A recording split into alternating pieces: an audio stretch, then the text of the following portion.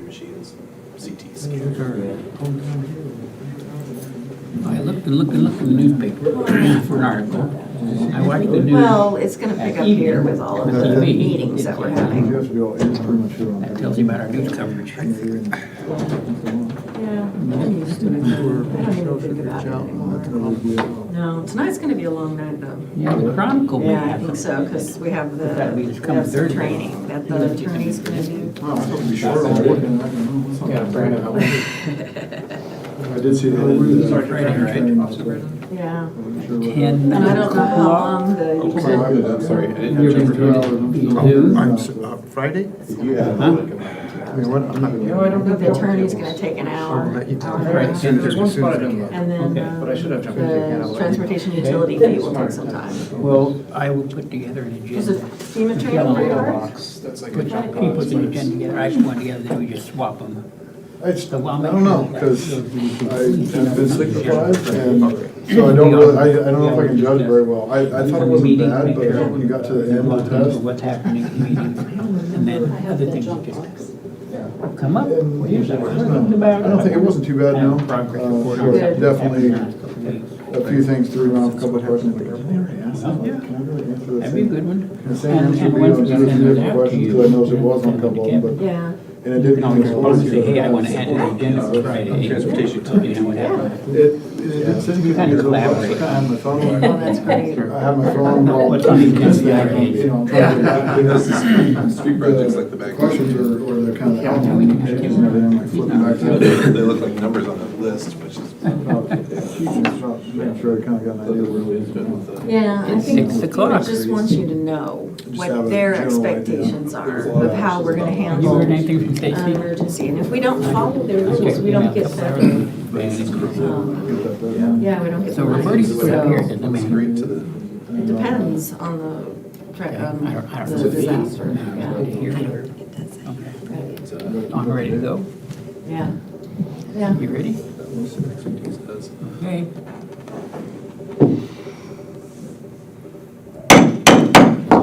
Good evening and welcome to the Creswell City Council. Tonight we begin with an Urban Renewal Agency meeting. But first, would you please stand and join me for the Pledge of Allegiance?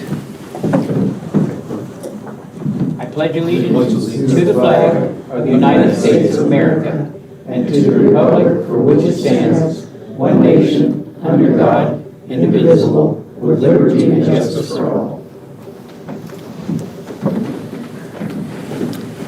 Thank you. We are missing one counselor tonight, Counselor Holt. So, Manager Amber, did you receive any word from her today? Okay, so we will need to mark Counselor Holt as an unexcused absence at this point. And we proceed with the Urban Renewal Agency. First of all, we are looking at the consent calendar from our July 25 meeting of last year. All items here are considered routine and are enacted by a single motion from the council unless any councilor wishes to pull an item from the agenda for the purpose of correcting that item. Councilor, is there anything that needs to be pulled from the minutes from July 25 for correction? If not, then I'm entertaining a motion to approve the consent calendar as presented. Councilor Clark. Oh gosh, almost knocked things over. I move to approve the consent calendar as presented. All right, we have a motion on the floor. Is there a second? Councilor Osborne seconds the motion. Any further discussion? Council will proceed to vote. All those in favor, please raise your hand. All those opposed, same sign. Motion passes unanimously. And from there, we move to the Urban Renewal Agency report. Is that from Manager Amber or from Mr. Piper? Mr. Piper.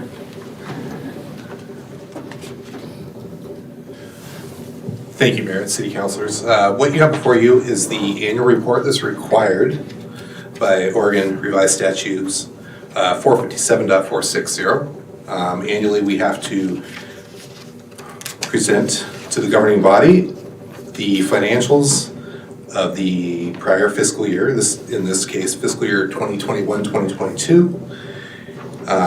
If you read through the report, the agency received $32,162 from Division of Taxes, and $260 in interest earned on those monies. The fund balance is $50,862. The maximum indebtedness of the Creswell Urban Renewal Plan is $12.5 million. And on page 2 of the report, you can see that the impact on the other taxing districts by implementing this urban renewal district. It's important that they receive a copy, and they will receive a copy of this report. Also, we're required to publish it twice, 1 week apart before March 1st. And we've already got that order placed with the register guard, so it'll go out so the taxing districts will know the impact on their taxes. And in the next fiscal year, we've budgeted the interfund loan of $225,000 from the general fund to purchase the right-of-way, which, you know, in this fiscal year, we've already accomplished that. And we're projecting our total expenditures in the current budget cycle to be $337,439 with matching resources, which include the beginning fund balance.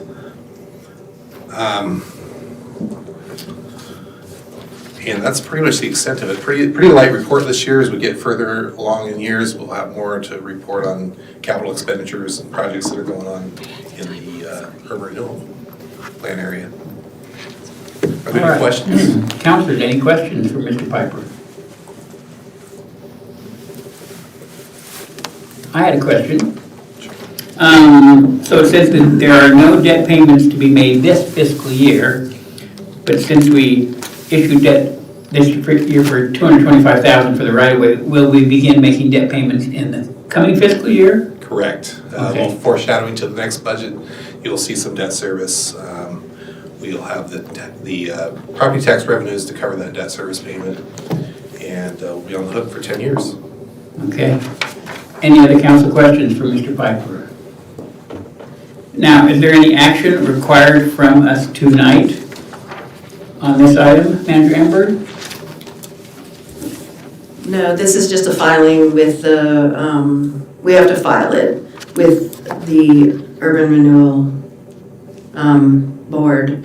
But you could make a motion to accept it. That would be fine.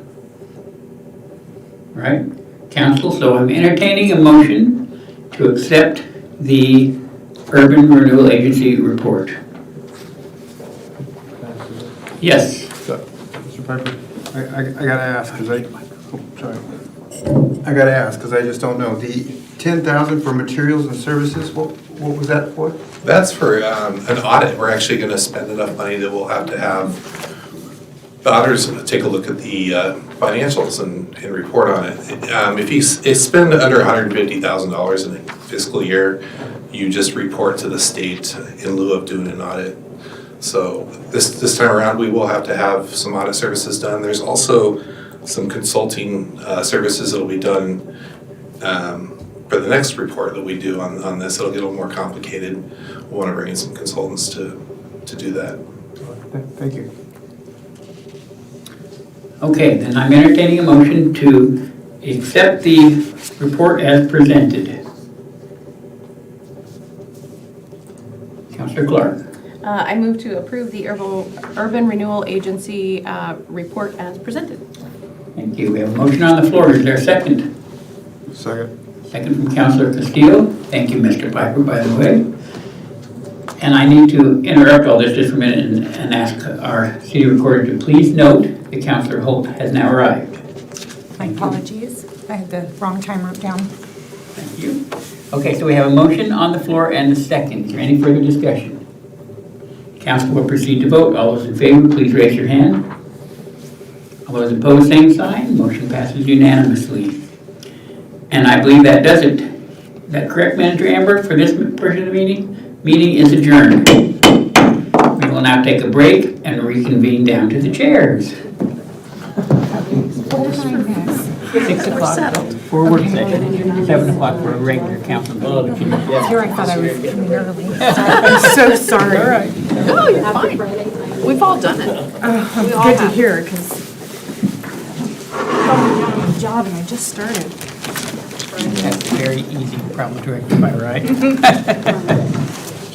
What is this? I believe those are your city cards. Oh, I didn't know we got them. Yes, so that you can give them to all the people who say, I want to reach out to you and ask about this, that, or the other thing. You say, well, just email me here. Just the head of the table for the big guy, or There you go. doesn't matter? He usually sits there. You're good. Sure, if we got a second seating. No plaques. Gosh, don't know where to sit there. US report here. Six for work session, 7 for regular meeting. I just got to play. It's never that easy. We have a signed seat. Oh, that is, sorry, that Usually where I sit. usually sits. The sign except that one. There is no plaque, so. Yeah, next time I won't even It's ask. unofficial mayor's spot.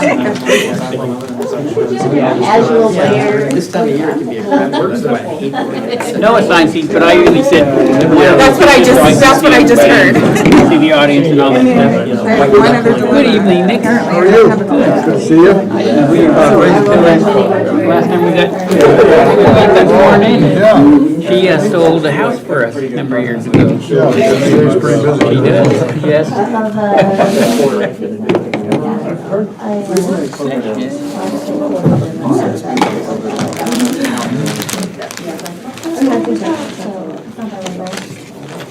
Dinner Yes. for later. Well, we used to have food provided at this work session, and we did for a couple of years. And then we realized that various ones came and ate and various ones didn't, and there was always stuff left over, and it was costing the city money and taking a lot of time to get it ready, and so the council decided we wouldn't continue doing that. So for the. Everybody has such stuff, different diets. Yes, we would have cheeses and meat, and fruits and things like that, but Should I? I mean, we could always go back and reverse that decision if the council wanted to. I don't need you to feed me. I don't know. Okay.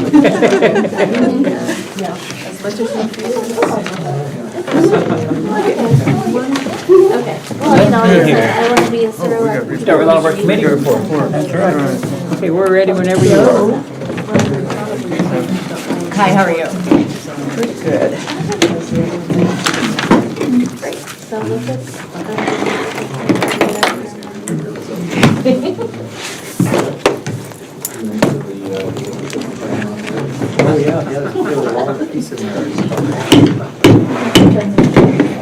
Good evening again. We are now moving into our work session agenda, and since we've already had the Pledge of Allegiance once, we won't repeat that. We begin with the mayor's report. There is none tonight. Lucky for all of you, because we have a long enough meeting planned as it is. So we're going to go right to committee reports and begin with administration and finance. Now, I don't think that any of our 3 standing committees have regular reports that were expected tonight. So I don't believe any of the committees should have met. Am I correct? So administration, public works, We did not meet, okay? but is this my report time? If you I have have one to just a give. couple comments, Okay. yes. We do have a meeting scheduled for January 31st at 5:30, right over there, to go over the employee evaluation process timeline per charge. And this is the time of year, part of that process is, we review the city employees, and the municipal judge is one of them. So I would just like to part of our duty is to attend at least one court session, which is the second Wednesday of the month. So I'm going to take that and pass that around. If you feel like signing up right now, those are the dates we have. And if not, then you could just email Grace and schedule a date.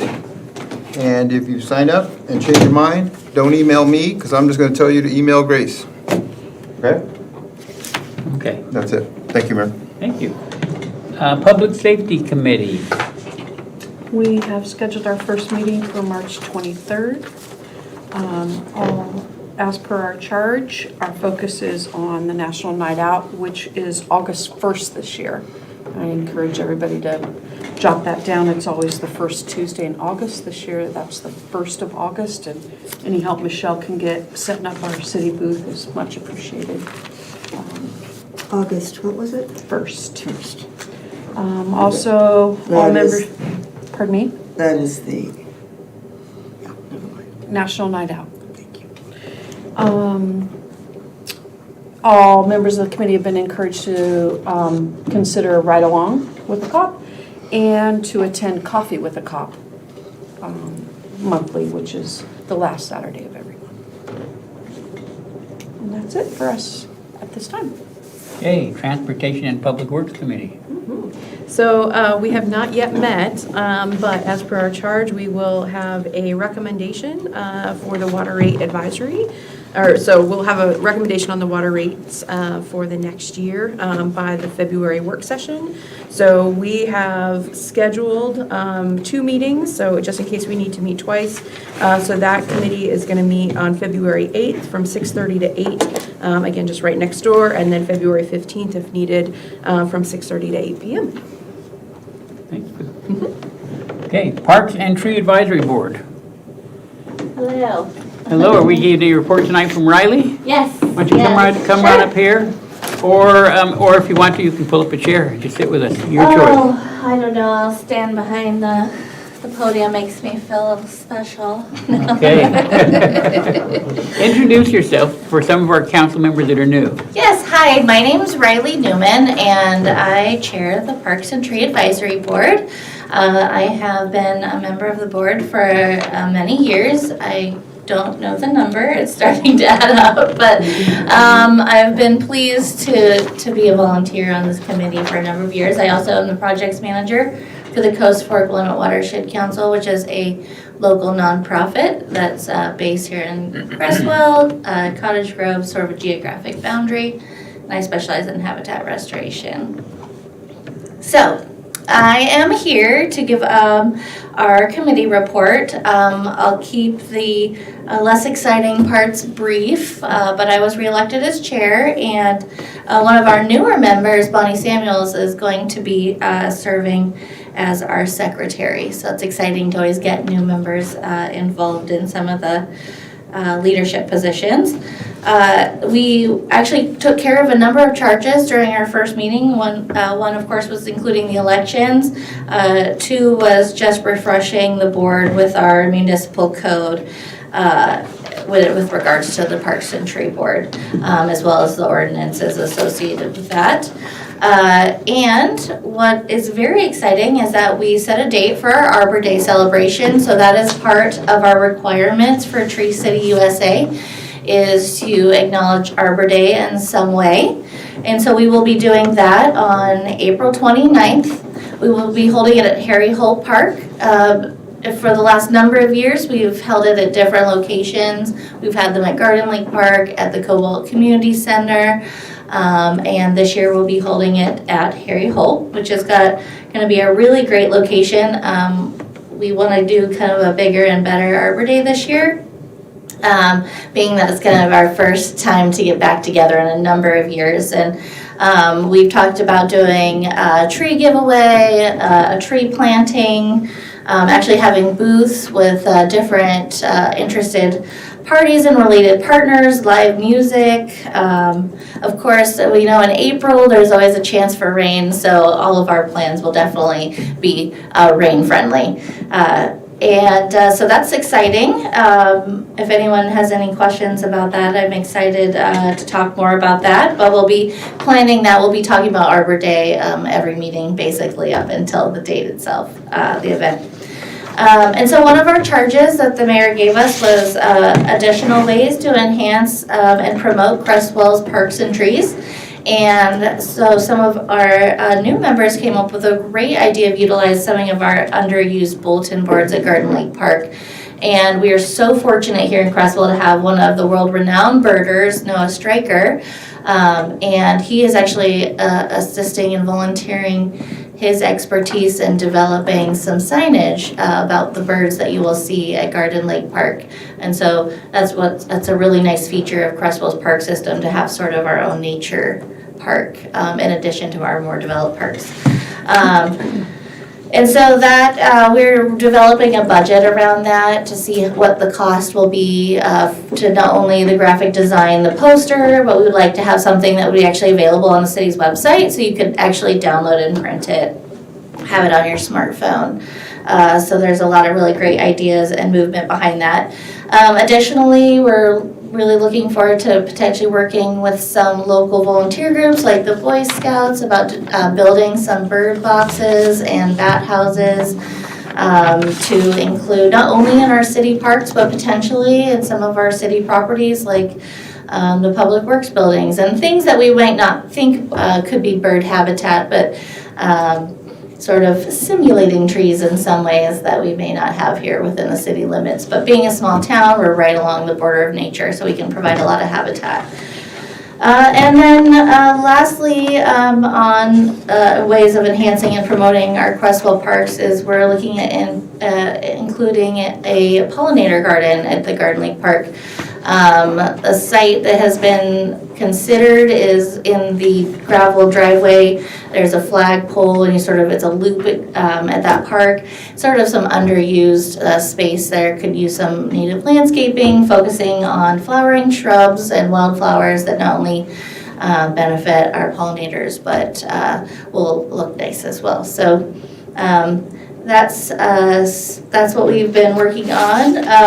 One thing that we have been discussing, we have a standing agenda item for Emerald Ash Borer, just to keep it in the top of mind, to think about, what kind of new information is coming down the pipe. Are we hearing new things from Oregon Department of Forestry, and just keeping everybody thinking about it.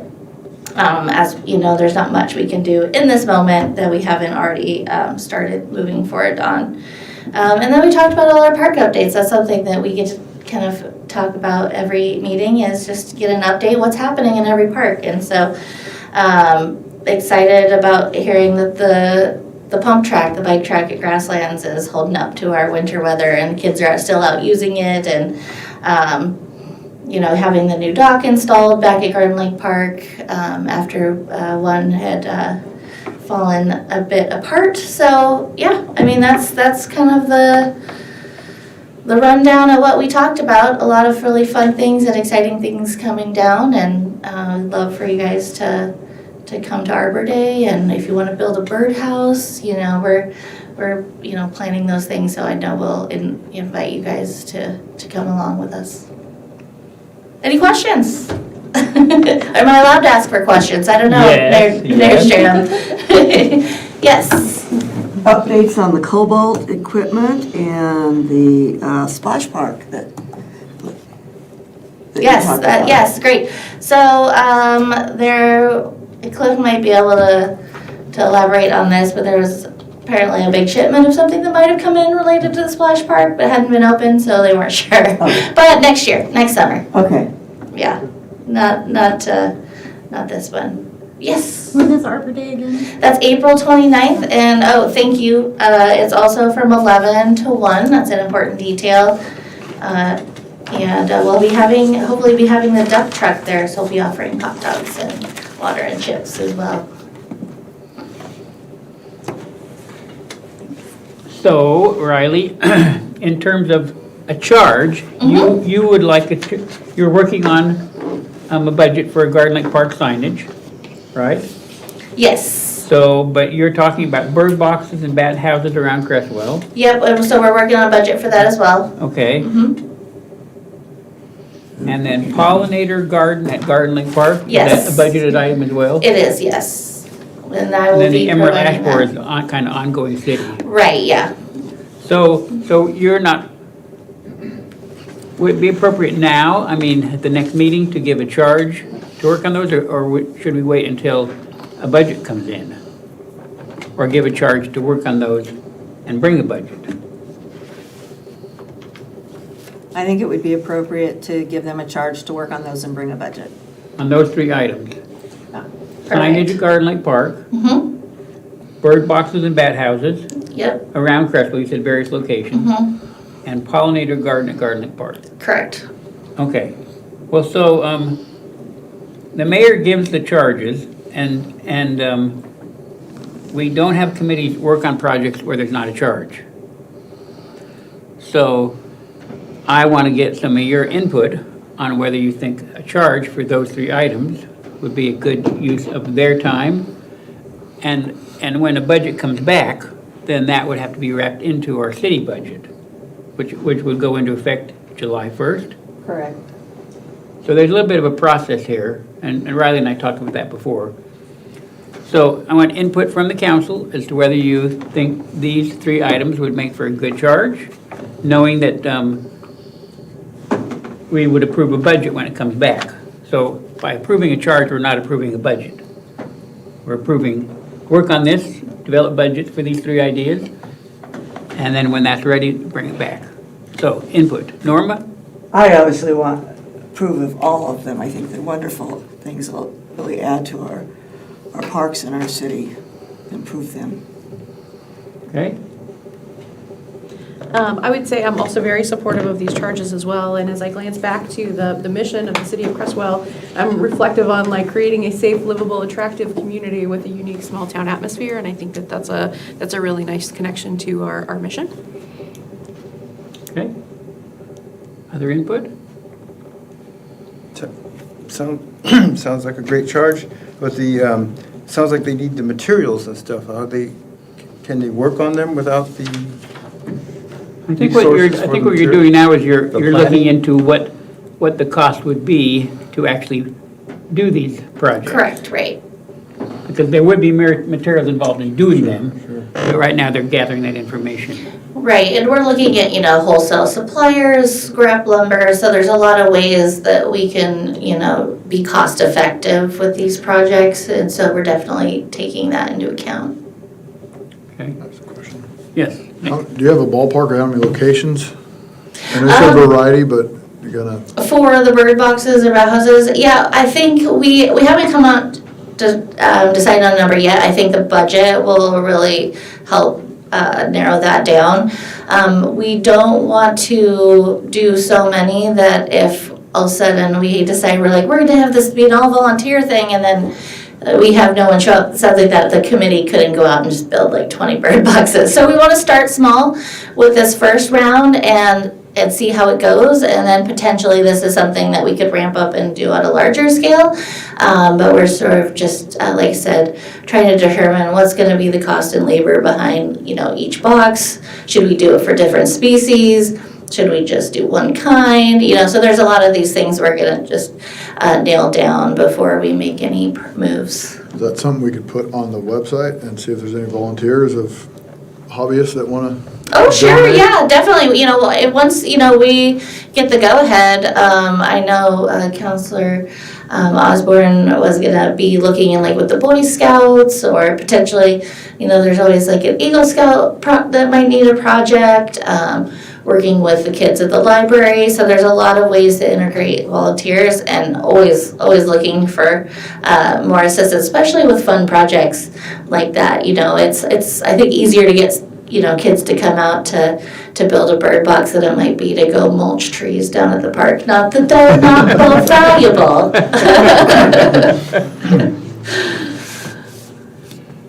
Good, okay. Any other thoughts? Michelle, do you have any thoughts about this charge? No, I know that they've been working on it for a little bit, and there's a lot of excitement in the committee about it, but it will probably take a little while to, get the budget together, and I think this will be a good project for our next fiscal year. So, Okay. I know we have an individual who's interested in joining the committee, who has a lot of resources that he's interested in bringing along, as well as helping with Arbor Day, and he's already just sort of jumped right in, so that's pretty exciting. Has he turned in an application? I'm looking forward, yeah, he has, so I'm looking forward to him being appointed to the committee at the city council meeting. I haven't got the application yet. Oh, you haven't? No. He Have turned it I? in a long time ago. Yeah, he turned it in right after, like the day after he wasn't selected for the. Oh, yes. Yes, yes. Oh, good. Thanks for refreshing my memory. Yes. Stacy? She clarified what I was going to ask. I'm good. Okay, then I think I have a consent from council that I will draft a charge for the February council meeting. Yes, sounds good? Okay. Anything else, Riley? No, not at this time, thank you. Thank you very much for coming and for being on the committee, serving. Thank you for being It's here. a pleasure. Okay, and then we move on to the Airport Commission. Okay, yes, thank you, Mayor. Last Wednesday, January 18th, the commission met to continue, we had a work session to continue working on the updating the strategic plan. And we had some good discussion and regarding adding a few items under the short, mid, and long-term goals. And Manager Humble will be bringing an updated version of that vision in April to a work session. And then we went into the regular commission meeting, and we received a couple of updates from Manager Humble. The generator grant is closed, complete, and we're still waiting on some of the EOC equipment.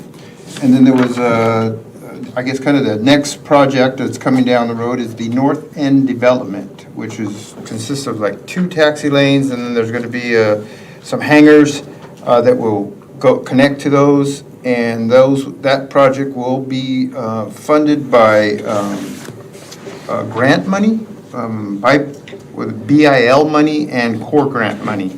So that's basically COVID money and the regular core grants. So, and then we update on the wastewater project. The permit has been obtained from Lane County, and they're just working with the engineer to put it out for bid, and the funding is in place and ready to move forward. And then we received the new grants that are being applied for. One is for the EOC ham radio base station and antenna, and some sat phones, which will be a nice addition to the EOC. And then the second grant is going to be for some security cameras. And those, I think there's 2 of them, are security cameras, and look like they're already approved. They're $25,000 each. And in lieu of the recent event, so security cameras are going to be nice. And then we had a really nice update from the STEM program, which kind of, if you recall, the airport STEM program, it kind of, COVID kind of really threw it back. So the high school has hired a new teacher. All I got for a name was Mr. Wynn. He's been hired, and they already have like 10 to 15 kids in the class. Mr. Anderson, he's the school representative. He asked if anyone at the airport could donate any kind of parts or things that the kids could get their hands on, and it sounds like they're going to have something to give to him. And there was also some discussion about trying to get some field trips back out there for the 8th graders to spark some more interest. So it's really starting to take off. And they actually have 4 classes a day, and they're 2-hour classes. This is at the high school. So, and then as it grows, they really want to kind of open it up to the surrounding areas, Cottage Grove, Pleasant Hill, so forth, but, one thing at a time. So, and then new business. Mr. Jim Orgloso was elected as our new chair, and then we proceeded to work on the charge that was given.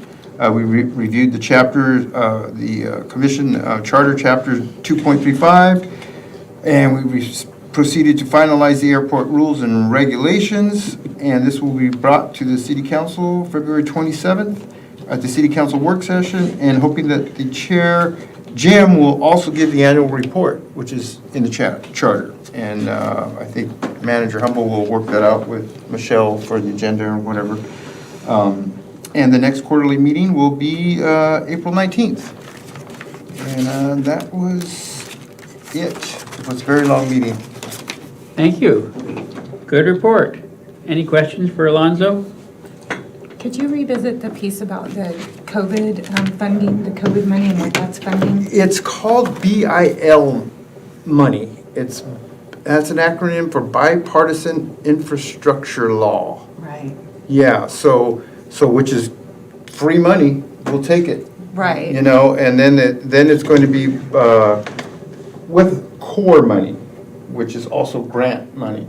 So, and that will be used for that. Oh, you said core. I thought- COAR, that's a Okay. different, I forget the. Okay. Another acronym. Yeah, it's another Yeah, acronym. okay. That's a- it's I a- misheard you. It's a world of acronyms, so, what is core I stand? can explain. So bill money is COVID money. The last bill that was written from the federal government, we will receive $159,000 in 2022, which is ours, 2023. They're playing with the numbers for 24, 25, and 26. But that money can be utilized at the airport for projects other than what is specified under the AIP, Airport Improvement Program funding. So we will be allowed to build hangars.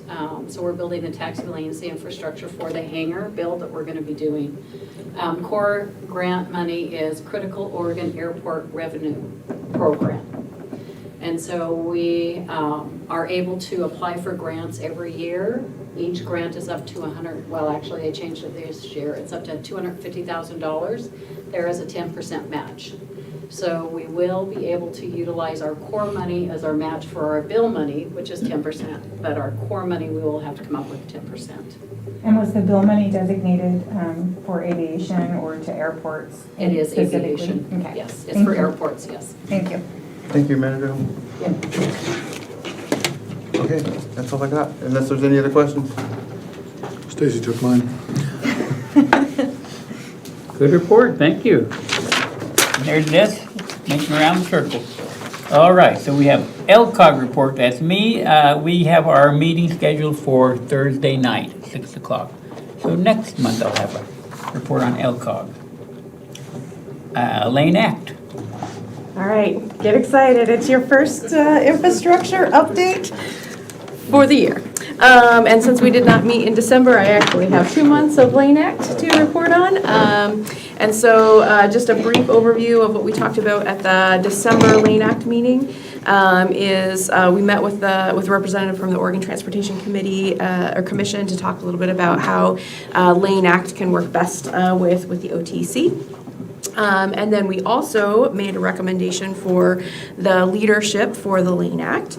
And so I'm very excited because I want to make sure that Creswell and rural communities are as represented as possible within that. And so I was like, yes, I want to get on that nomination committee process to make sure that is happening. And so I am pleased to share that Shelley Humble has been selected to serve as the chair for Lane Act for another year.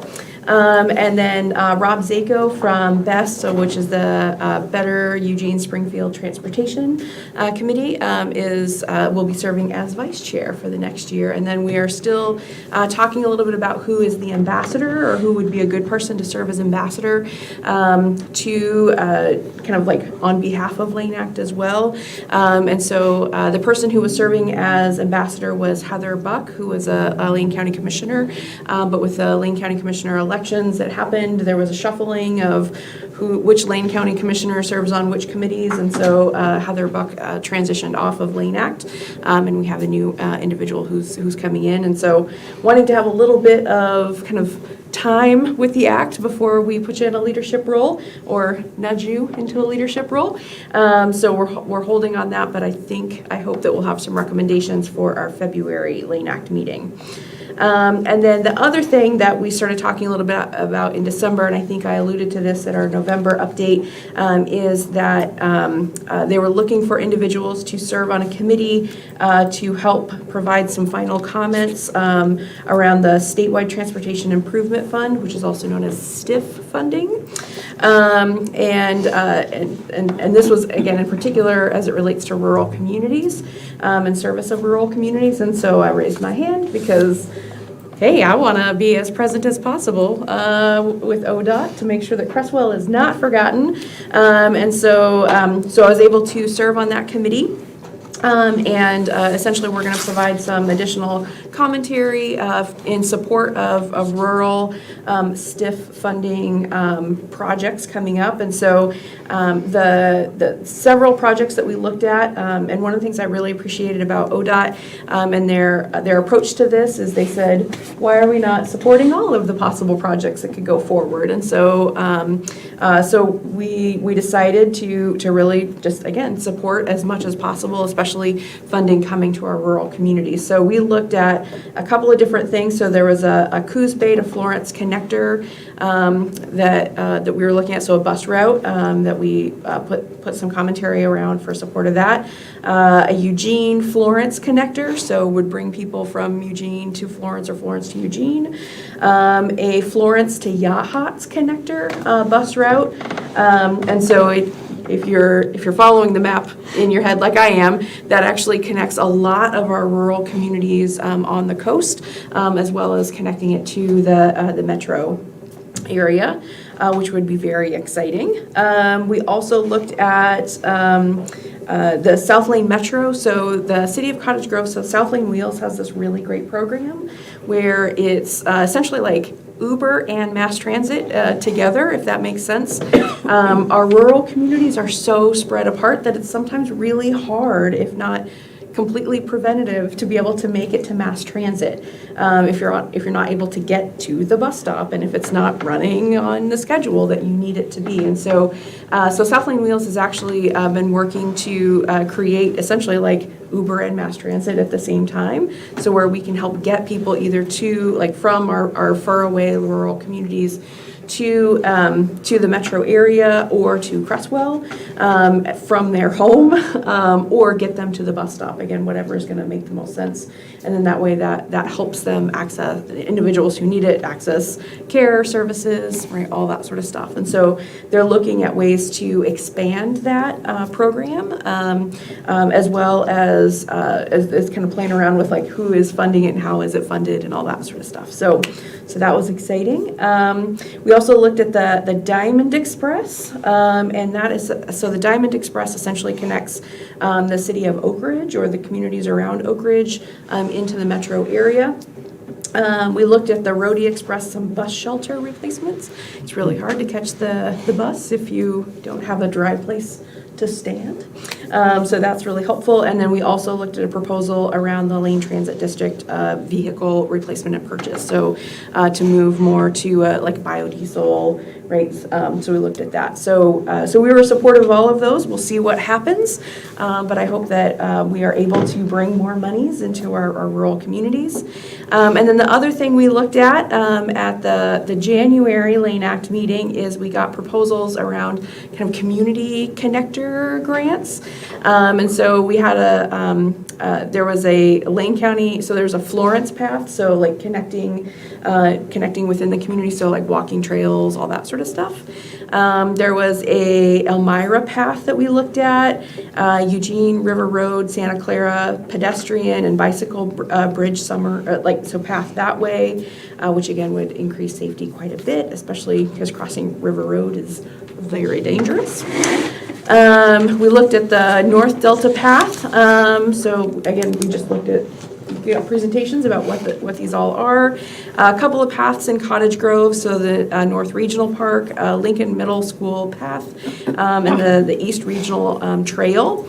And then we also looked at a Northeast Critical Links map around Springfield. So looked at supporting all of that. And again, the question was, is there a reason why we would kind of eliminate any of these from being considered? And the answer was no. Why wouldn't we want to support all of the potential proposals that are coming from our community to do as much improvement in the infrastructure as possible? So that is my brief update about what we did with Lane Act. We meet the second Wednesday of every month, so if you are as excited as I am about transportation, you're welcome to join me. We meet over Zoom.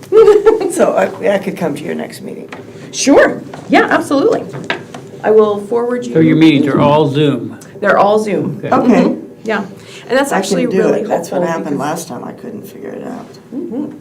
So it's really helpful for us to meet over Zoom because we have individuals that come from all over Lane County to be present. And so this helps people be engaged and also be able to get to the meetings and have a voice and be able to share information. Yep, Thank you very that's much. it. Get excited for next I love month. your enthusiasm. You know. Well, we move on now to our presentations. Can I ask a couple quick questions? Just Yes. 'cause I'm new to this. Are these for For, transportation? yeah, Okay. for the transportation. So you touched on the funding. Do you have, where is it getting funded? Like who's funding? Is it the cities individually or how is it getting funded for like Oak Ridge to Eugene? I know the Diamond Express is kind of private, and I know you brought the one out on Garfield that is a ride share. But how is it getting funding? Is the city paying for it? Is it the taxpayers? And then the ridership is another important one that I'd like to look at. Right, so a couple of things. So part of this is, I guess, part of the, so the STIF money, so the Statewide Transportation Improvement Fund money, all of that comes from ODOT. Okay. And so it's kind of like discretionary So kind of ODOT funding. collects that from a bounty of people. Okay. Yeah, and so for some of them, so for some of the projects that we talked about, it was really about how, like how can we kind of shift some funding models? How can we share some funding models? So like when I talked about the Coos Bay to Florence one, for example, that actually has, so there's a couple of tribes that come together to help provide some funding. There's some funding that comes from Douglas County, some from Coos County, and then also there's some that would potentially come from Lane County as well. So that's how it's currently funded, but again, hoping to shift that funding so it comes through that discretionary fund. So, and again, there's a couple of different Still a things. work but- in progress. I could assume like Coos Bay or North Bend or something like that to Eugene is not gonna happen every day. I can't imagine the funding would happen. That's the hope, is actually that it would, because if you look at the demographics of the individuals that it would be serving, I mean, it's not going to have the same kind of ridership numbers that you would have in the metro area, but certainly those who are able to ride that bus and be able to be connected all throughout the coast or from the coast into Eugene, I mean, if you look at the qualitative data and the stories about kind of why does this matter, right? Like, how am I able to, again, access services and be able to live on the coast and all that sort of stuff. That, again, I think if you kind of talked a little bit about how you have questions about ridership. Yeah. And so I'm certainly happy to share the information, but all of the presentations included, here's our ridership, here's our annual ridership, and then what we were also looking for in terms of making the proposals as strong as possible is to have those stories included in the final comments about, again, why does this matter? It matters. I'm big on checks and balances and there's a point where certain people, all of us kick in a little bit, but sometimes taking money from somebody else to pay for something else, I got questions on it. So that's the only reason I ask, because I deal with LTD and EMX a lot with the business, and there's a lot going into that. So that's the only reason I ask, to just see who is paying for it and how it's getting funded and how much ridership they think there's going to be and all that good stuff. Yeah. So. Yeah, I know one of the things that we included a lot was, again, just kind of our final comments in terms of support was around, like if you look at a community like Oak Ridge, there's not other mass transit options, and so, and as we look at the need that is there, that's an area that is underserved, and so how do we make sure that, again, even if they don't have, even if the bus is full, even if the bus is not full, the people who are on the bus and able to access that all that matters. Sweet, thanks. Sure. Thank you. Any other questions for Shelley? Okay, then we're going to move on to our presentation with our City Attorney, Ross Williamson. Welcome, Ross. Hello. Come on up here. Are you going to be over at the podium there? Yeah, I'll be at the podium. Okay, all right.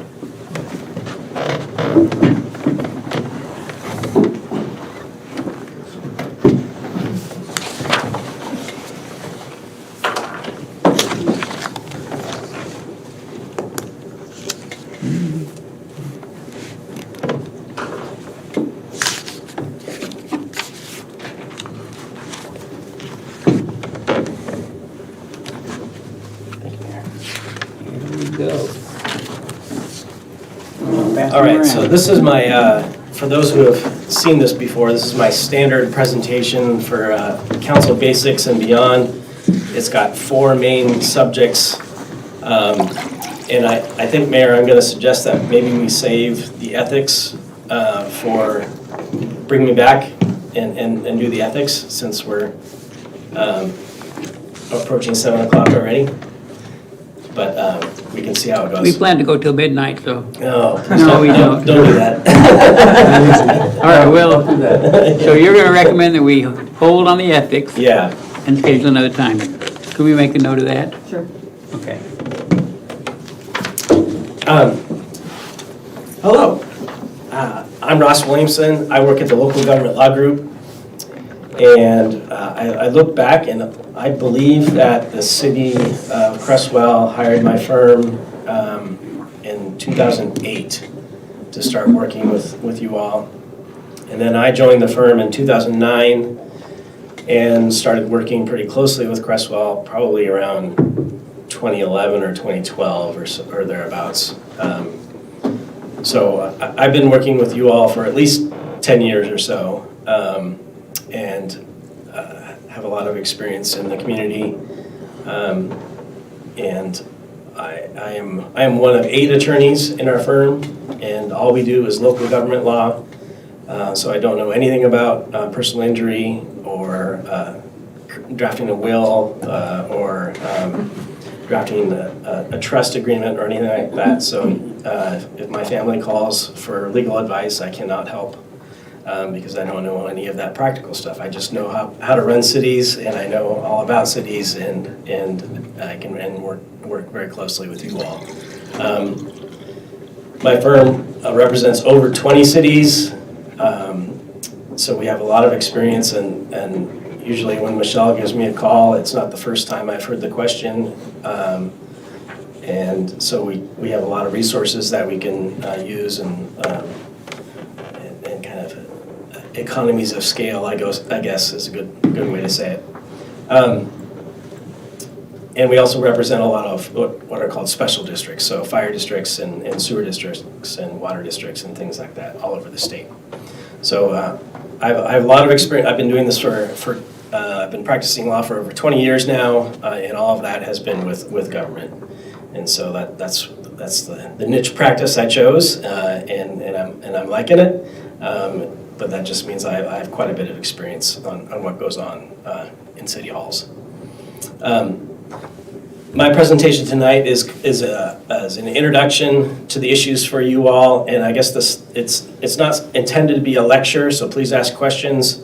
And also, it's not I'm not trying to make you memorize the law. I'm trying to let you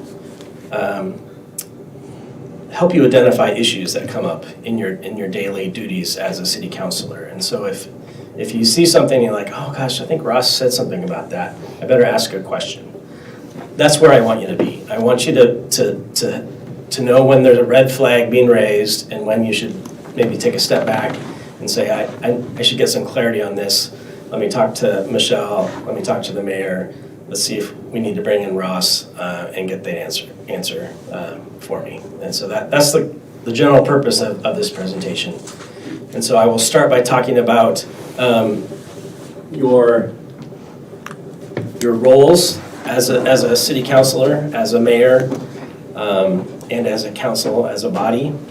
And I will kind of equate that to liability and insurance, because that's very important. We want to make sure that you stay insured and that the city stays insured, and so that any claims are covered. We'll then talk a little bit about public meetings, and then we'll talk very quickly about public records. And then I have a section on ethics that I think we will probably try to move to a new meeting, just because it gets pretty long. And I want it to sink in, and after a while it doesn't sink in anymore. So I totally understand that. Let's see. All right, so let's jump right in. And so this first slide is about council authority. And if government 101 for a city is the electors, the people of Creswell, have adopted a city charter. And your city charter is the Constitution of Creswell. And so that is the foundational document from which all of our authority here flows from. It comes from the people to the charter, and then right here we have section 6 in the charter says the power of the city is vested in the council, except where the charter provides otherwise. So in the council, and the council is then section 7, well, what's a council? Section 7 says the council consists of the mayor and 6 councilors. So that is the foundation of the power of the city. It all resides in this body right here in front of me. And so it's not any single person, it is you all working together. So you have, this is my slide that talks about, you should ask 2 questions of yourself if you want to do something in your role as a city councilor. The first question is, does the city have the legal authority? Do we have the legal authority as a council? Is there a law out there that gives the city the power? Does the charter give us the power? Do we have an argument that there's home rule authority to do this? Do we have an ordinance already on the books that says we can do this? And then the second question is, after we have answered yes, we have the authority to do that. The next is there a majority of a quorum? So you have a 7-person council, that means you need four people to vote in favor of something. So you need friends on this council. You need colleagues in order to get anything done. It's great to run a campaign and to have an agenda when you're getting votes, when you're working with your constituents, but as soon as you enter this room here and you are a member of a team and you have to get 3 colleagues to support your idea or it doesn't happen. So what is the converse of that? Well, the converse of that is there is no individual authority to act on behalf of the city unless you've been given that authority. And so that, it's sometimes this slide is a little deflating for some new councilors. You know, they won the election, they got appointed to the council, and they've got their city councilor badge, and they think that gives them all sorts of authority to walk around the city and throw that badge around and say, hey, look at me, I'm a city councilor. Well, I'm sorry to say, all that does is let you vote on items, and if you have 3 friends, then you can get something done. But individually, you don't have any authority. When do we get the badges? Yeah, that's right. That would have been cool, I know.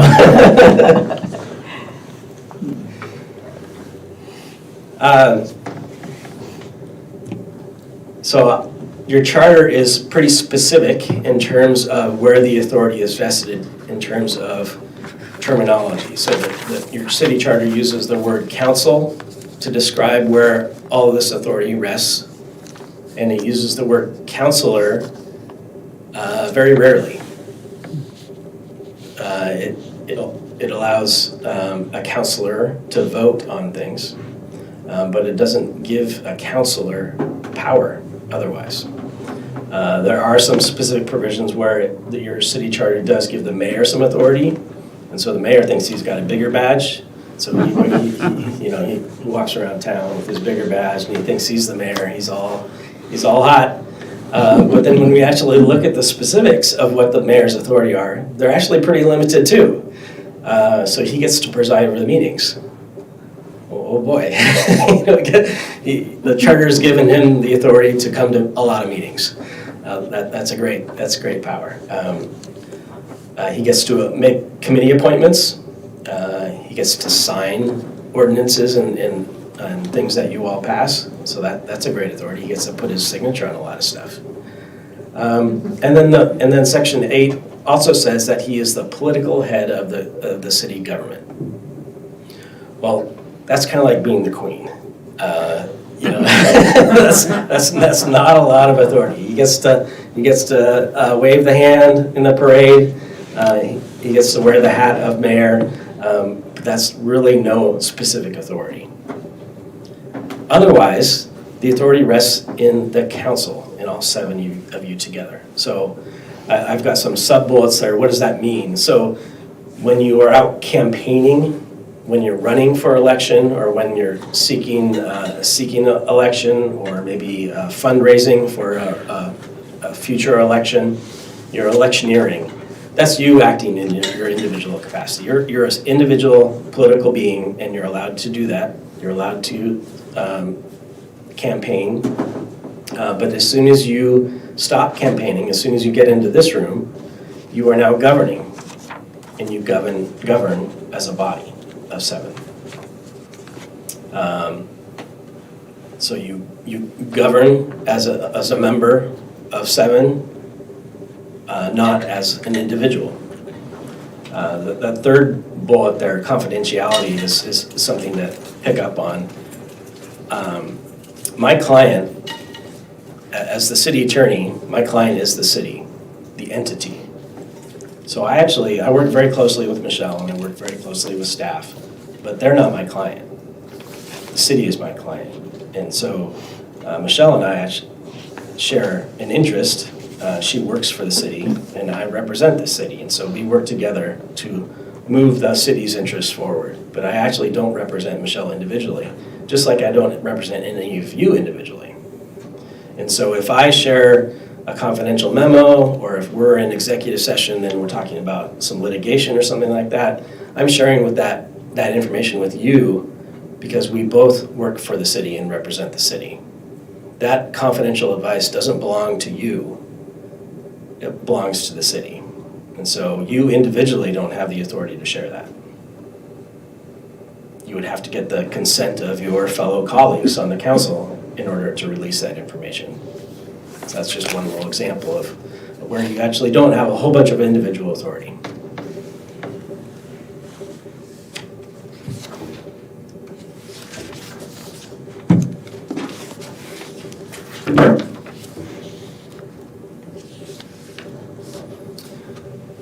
So these are some duties that you all, as a council, these are council duties that you all work together to do as a group.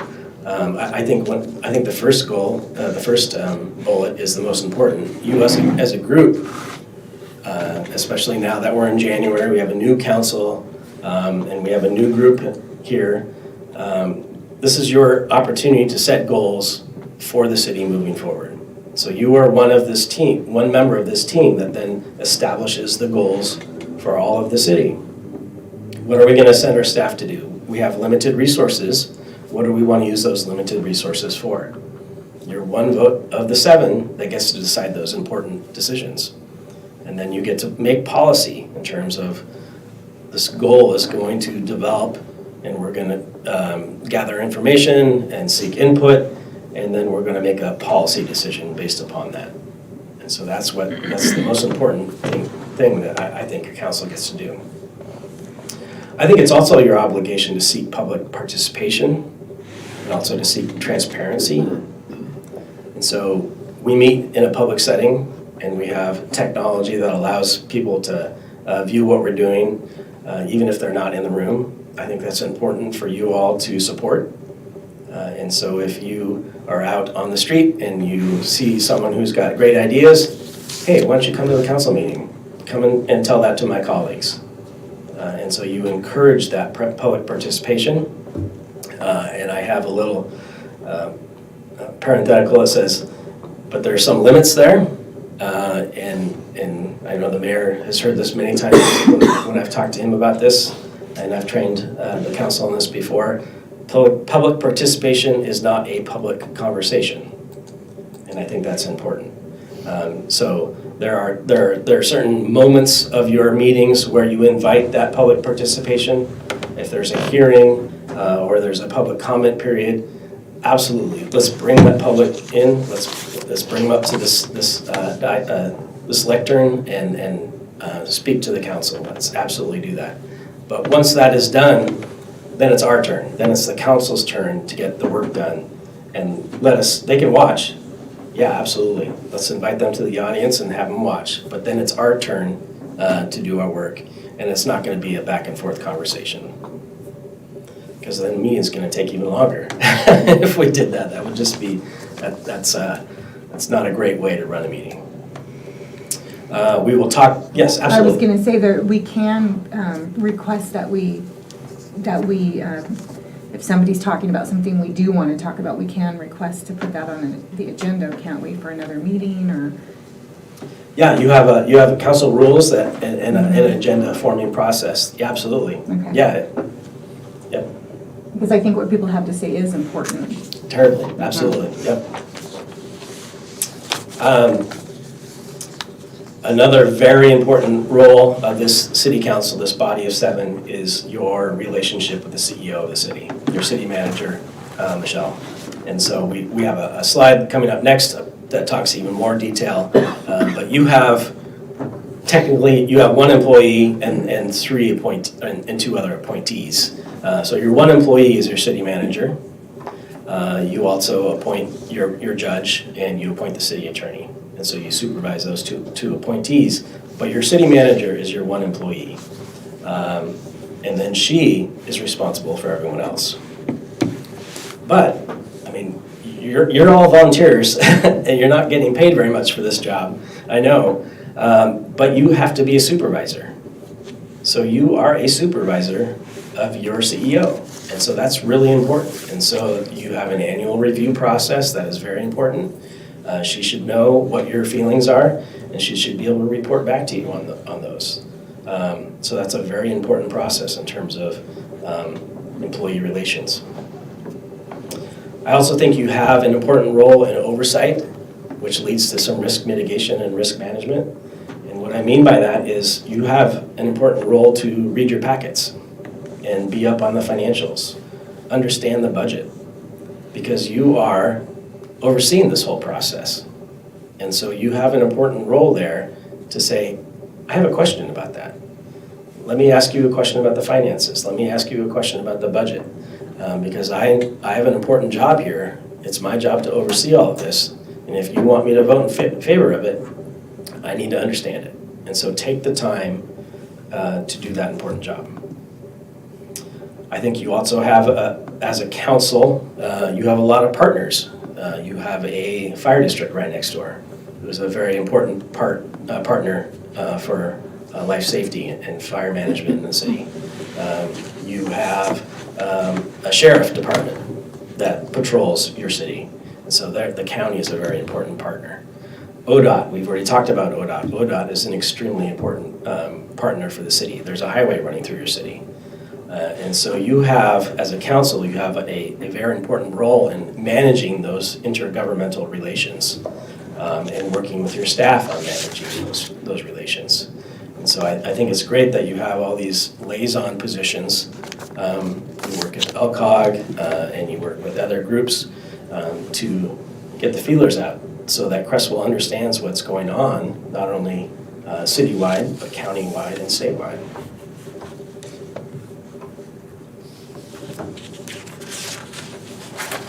So let's talk specifically about your role as an employer.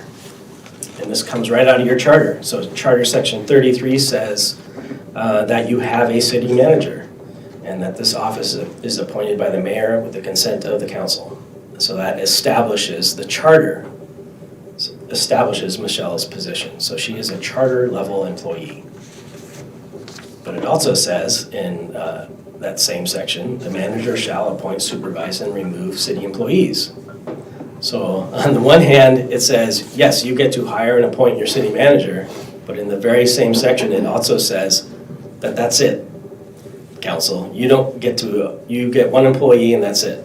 That's all we're giving you. That's all the people, the electors, the voters of the city of Creswell gave you all 1 employee, and then it said that 1 employee handles everyone else. And so that's important because that is a role you have, and then it's a role that she has, and there's not supposed to be mixing. Well, what's an example of that?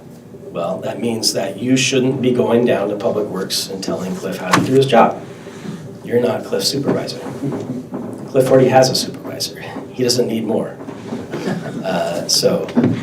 You may think you know how to run a water treatment plant, and you may think you have great ideas, but that's for the whole body to then discuss and then maybe pass on to the manager. And then the manager can decide whether she wants to pass that on to Cliff or not. So that's just an example of where those lines are. You get to tell your city manager as a group how she does her job. You have an annual evaluation where you're going to evaluate that. But that's where that line is.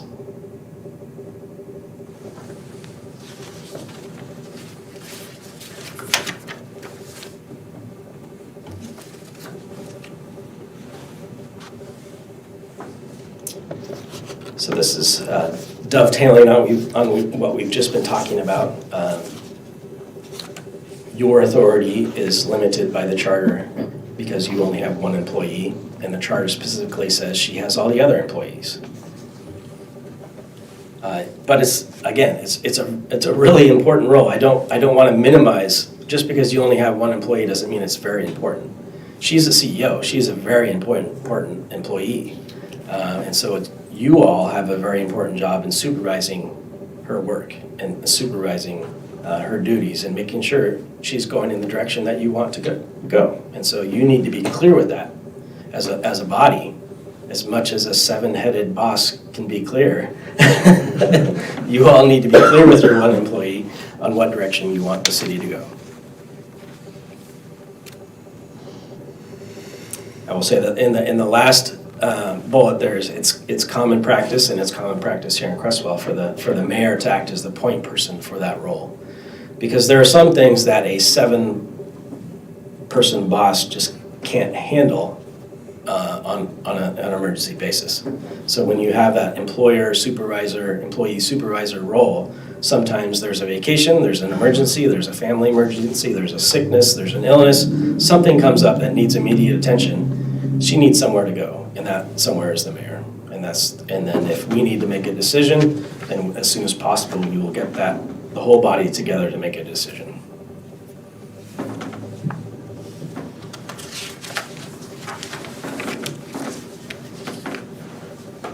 So what's an example of another example of an individual counselor going outside of their obligations in this way.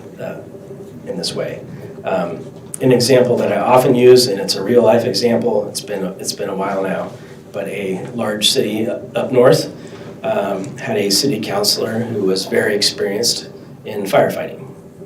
He was a retired firefighter, many years in firefighting. I think still had a scanner, so would hear the calls come out. And if there was a call close to his house, maybe he'd go take a look. One night, a call comes in for a big fire that doesn't come along very often, and so this counselor says, "Ooh, I better go run down there and check it out." Counselor does and sees that the firefighters are arriving on the scene and starting to muster around the fire. They're figuring out how to attack the fire. And the counselor is a little worried that there's no one in charge yet. And so he decides, well, I know exactly what to do, so I'm going to take charge, and starts planning the attack and ordering firefighters to do this and to do that and to attack the fire a certain way. You can't do that. That's a retired firefighter. Just because you're a city councilor doesn't give you any authority over all those firefighters. Even if you have a lot of knowledge, even if the decisions were right, there was no authority for that city councilor to make individual decisions in operating the fire department. Did he use his council position to do so? Well, everyone knew him as a city councilor. I mean, that's just like everyone in town knows you as the city council. Everyone knows that our mayor is our mayor. Because I feel like as a human, I might, be inclined to step up and help out in a situation like that, right? Right, Yeah. right. Mm-hmm. As we will discuss later on, it's important to know your roles, know your obligations, and know the limits of those, because we will talk a little bit later about liability that could arise from those situations. I think that's probably a pretty obvious example of where some liability could come up. What if that counselor made the wrong decision? Mm-hmm. Michelle? It is important, and that's a great example of where it's important that you know the FEMA, ICS, and NIMS system, because you have a role to play, and it's not the person in charge. You have a very important role to play in terms of allocation of resources, policy issues, directing overall recovery system management, things like that. But yeah, not at the scene. And that's why FEMA wants city councilors to take ICS 100, 200, and 700, so that you know what the roles are at and during a natural disaster or an emergency. And I think it's also important because then you're supervising your CEO in how she handles those situations too. So I think it's good for you to understand what her job is.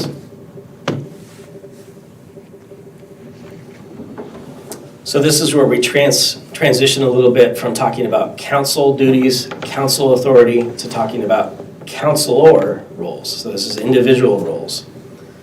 So these are some examples of things that you can do, might do as an individual, as a counselor, as a city councilor for the city of Creswell. And the first one is speaking for the city.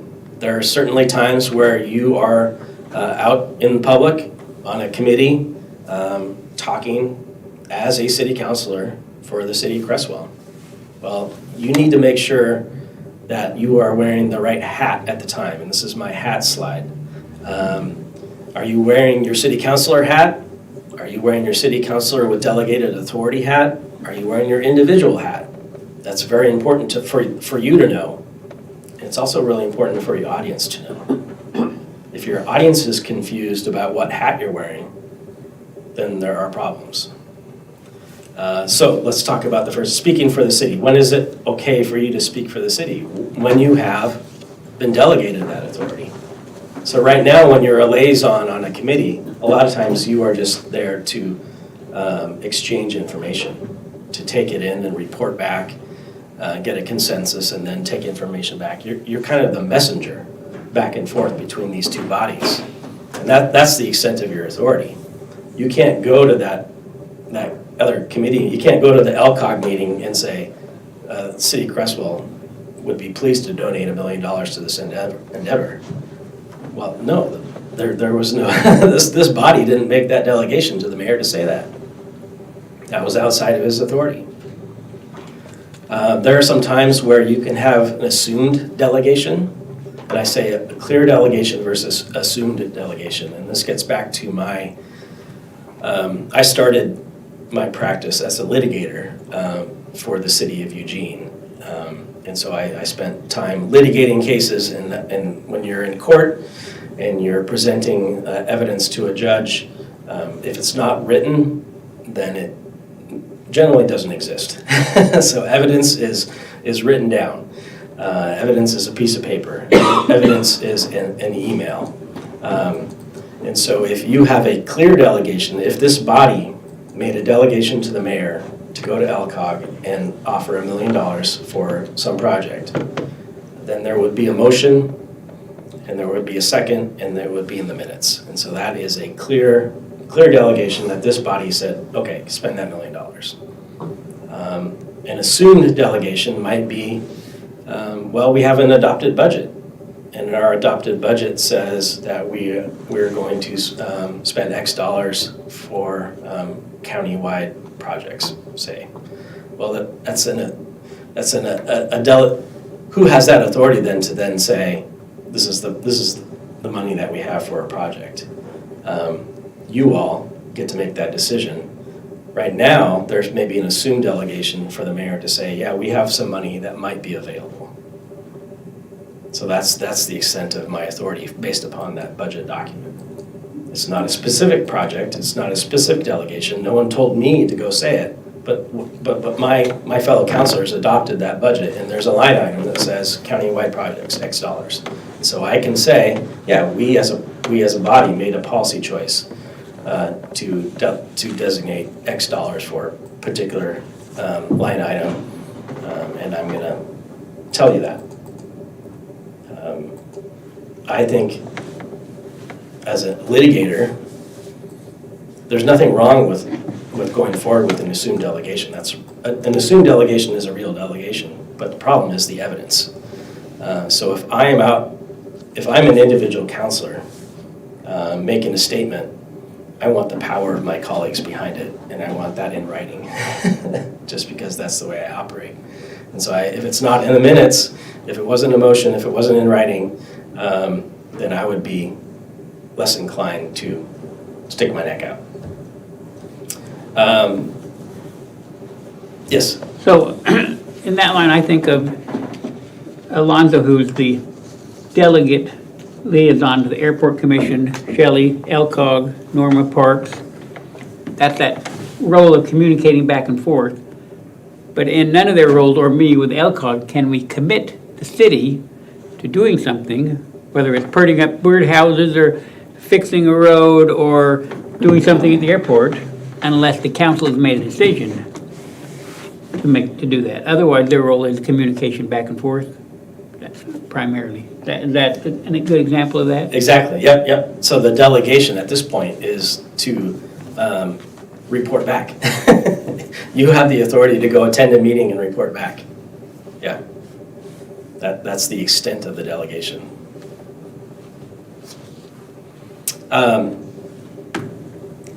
So I said this is my hat wearing slide, and so it's important for you to understand what hat you're wearing. So how much delegation, how much authority do I have? But it's also important for your audience to understand. And so I think if you're campaigning, if you're providing constituent services, if you're talking to the media, it's really important that not only do you understand how much authority you have, but your audience does as well. Because if there's confusion, then there could be problems. So if I have no problem talking to the newspaper, the media is a valuable resource for government, and it's a good check on what we're doing. And it's the transparency that is important in our work. But they need to understand what authority you're speaking with, and you need to make sure that they understand. So work with that reporter. Can I quote you on this? Yes, but make sure you understand. Please put it as Mayor Stram speaking in his individual capacity, or if he had the authority, Mayor Stram speaking on behalf of the city. And then it's crystal clear. Not only do you understand what hat you're wearing, but your audience understands what hat you're wearing. And so just take that extra step to make sure. So restate that verbiage you gave.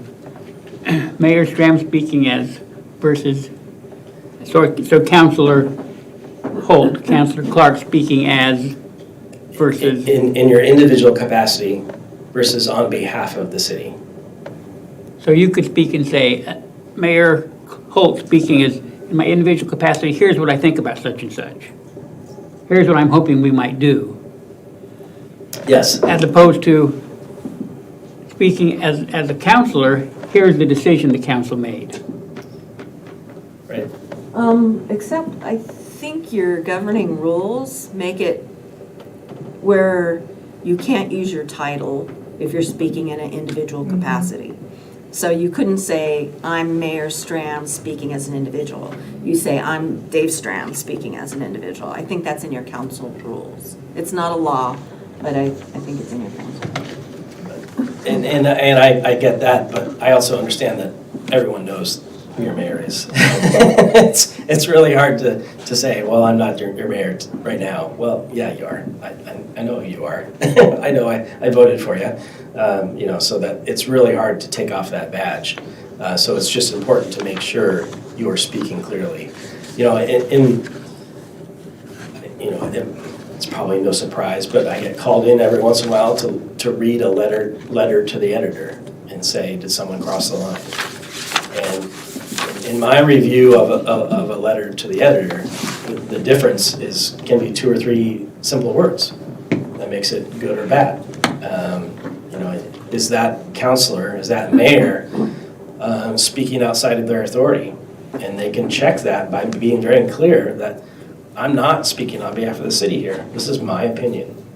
So your example you're using is a letter to the editor that a government person has written.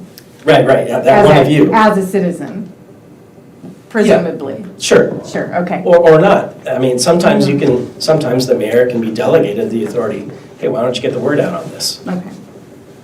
We have a new park that we want volunteers for. So we delegate to all of you to reach out to your sources and spread the word. And so the mayor is hey, come out and help us dedicate this new park.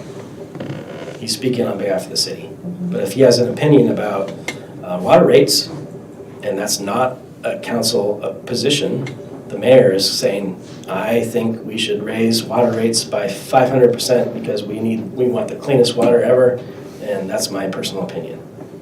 Well, that's my personal opinion. Those few words just made all the clarity, and will make my job really easy. I'm like, I don't see a problem with that. He's allowed to say that.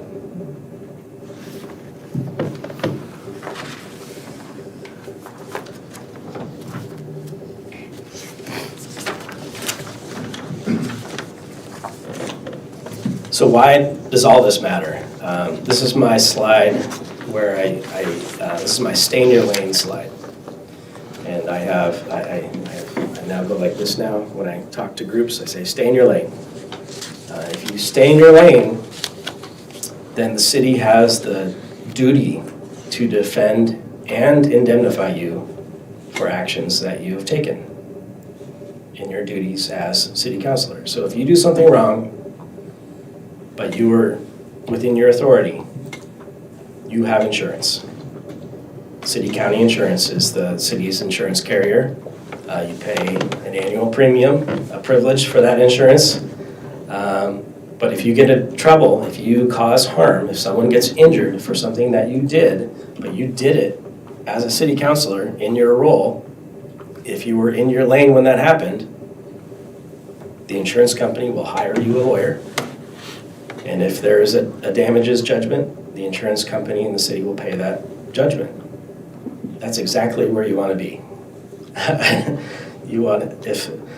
If something goes wrong, that's bad, that's horrible. We don't want that to happen. But if something goes wrong, I want that conversation with your insurance company to go really smoothly and really easily. Because I want to be able to say, hey, insurance company, here's a new claim. Looks like we caused some damage. But the mayor was acting in his capacity. Here's evidence of the delegation in the minutes. And whoops, something went wrong and it caused some harm. So let's hire him a lawyer and get that case defended. That's where we want to be. We don't want to be having, well, was there a problem with the delegation? Was there a problem with the acting outside the course and scope of their obligations? We don't want to have that conversation with you. If you stay in your lane, then you have insurance. So the last bullet is a couple examples of where you can get into trouble individually, even if you are wearing your mayor hat at the time. So if you're out campaigning for mayor and you commit an elections violation, the Secretary of State can fine the mayor individually. The city's not going to pick up that tab. If the mayor commits an ethics violation, that's an individual action, even though the only reason he can be unethical is because he's a public employee or a public official. So he's a mayor acting unethically. The city's not going to pick up the tab for that. So those are examples of where you can be seen as the mayor, acting as a mayor, but get into trouble individually. But for the vast majority of the situations, if you are staying in your lane, you're doing your job, you're only supervising your one employee, you're not supervising all the employees. If you're staying in your lane, then you will get insurance. So that firefighter example, where the city councilor decides to direct the fire. If a firefighter got hurt because of an order that city councilor gave, and the firefighter could sue that city councilor individually, and that city councilor would have to hire an attorney, pay for an attorney, go to trial, and pay the judgment all on their own. And you do not want that, trust me. So it's really easy to get insurance as long as you stay in your lane.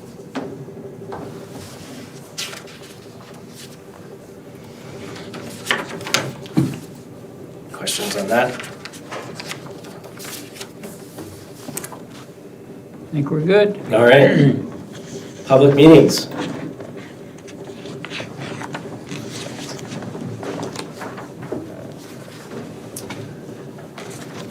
So our public meetings law is what's called a sunshine law. It was adopted in the 70s after Watergate, in the Nixon era, when there was kind of a backlash against closed-door meetings. There was a backlash against smoke-filled rooms and handshake deals. And so a lot of states, including Oregon, adopted sunshine laws to have government take place out in the open. And so that's why we are here, even during this training. It's being recorded. We have a city recorder taking minutes. People can watch online. We have an audience that can watch. All this is taking place out in the open. And so the public meetings law, this is the purpose. This is right out of the statute. This is a quote from the statute. And so if we get into litigation, this is the first statute that a judge is going to read when they try to interpret whether a public meetings violation occurred or not. And it says that your deliberations and your decisions and the information upon which you make those decisions all should happen out in the open, that the public should be aware of those things. So deliberations, information, and decisions all should take place on this dais.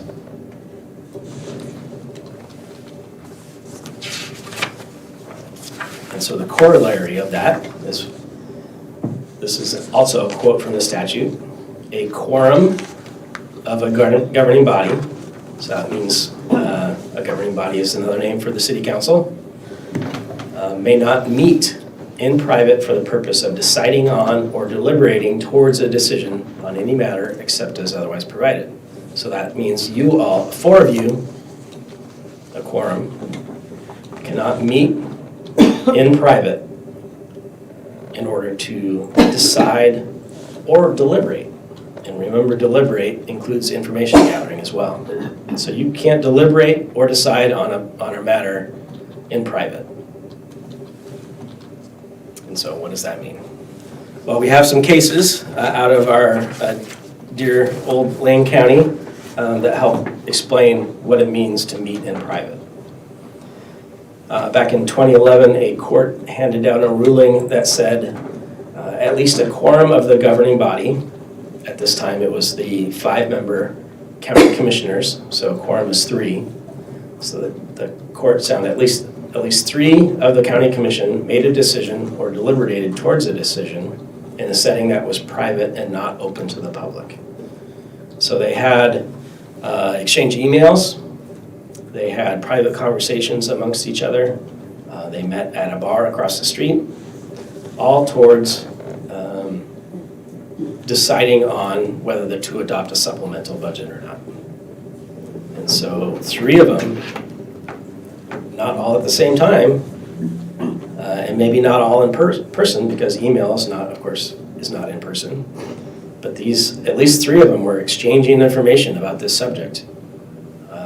The supplemental budget was on the agenda. They knew it was coming up. It was 1 month, 2 months down the road. And so they're starting these deliberations. They're starting this conversation.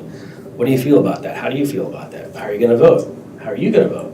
They had all these discussions and deliberations, none of it occurring on the dais. And so there should be flags raised in all of their minds that say, hey, wait a minute, this is on the agenda coming up. We shouldn't be talking about this in private. We really should be having this conversation on the dais. And then a couple years later, we had another Lane County case that gave us a terminology. So this is now what we call the serial meetings issue. And so it is a contemporaneous gathering of a quorum is not required in order to meet.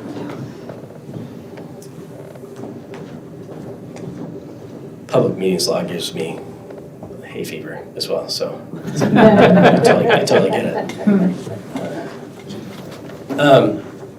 So a serial meeting is when, like those 3 so a county commission is five people, a quorum is 3. The court affirmatively said they don't all need to be in the same room, and it doesn't even need to be at the same time. It can be over time. And if those 3 people were deliberating over time, using electronic means or even phone calls or even in-person one-on-one meetings. If it rose to a quorum deciding on a decision, then that's a problem. And this is the notion of intermediary, and that's the underlying term. And so the way I explain this is if you don't want to be an intermediary, and you don't want someone else to be an intermediary. So what does that mean? So say I'm Counselor A, or Commissioner A, we'll stick to the county. I'm Commissioner A and I'm talking to Commissioner B about a subject. That's two people having a conversation. You can have a conversation with one of your colleagues. That's not a problem. The problem is when we start talking about something that's coming up on the agenda, and then all of a sudden Commissioner B tells me how they feel about that. Well, I really don't like that water rate raise. I think I'm going to vote against it. There's still no violation there. It's just two of us. We're just talking. Even though Commissioner B has told me how they feel and how they're going to vote. But the problem is I take that vote, that opinion, and I put it in my pocket. And now I go and walk over to Commissioner C. Commissioner C and I are having a conversation about water rates. One-on-one, no problem. That's not a problem. You can have a conversation with one of your colleagues. But we're talking about water rates, and then all of a sudden I say, oh, Commissioner C, guess what? I know how Commissioner B is going to vote. So I pull out Commissioner B's opinion, and now we start talking about Commissioner B's opinion. So now you can visually see we have three opinions on the same subject. And on a 5-member board, that is a quorum. And so that is a problem. So I took someone's opinion from them and brought it to someone else and created a quorum problem.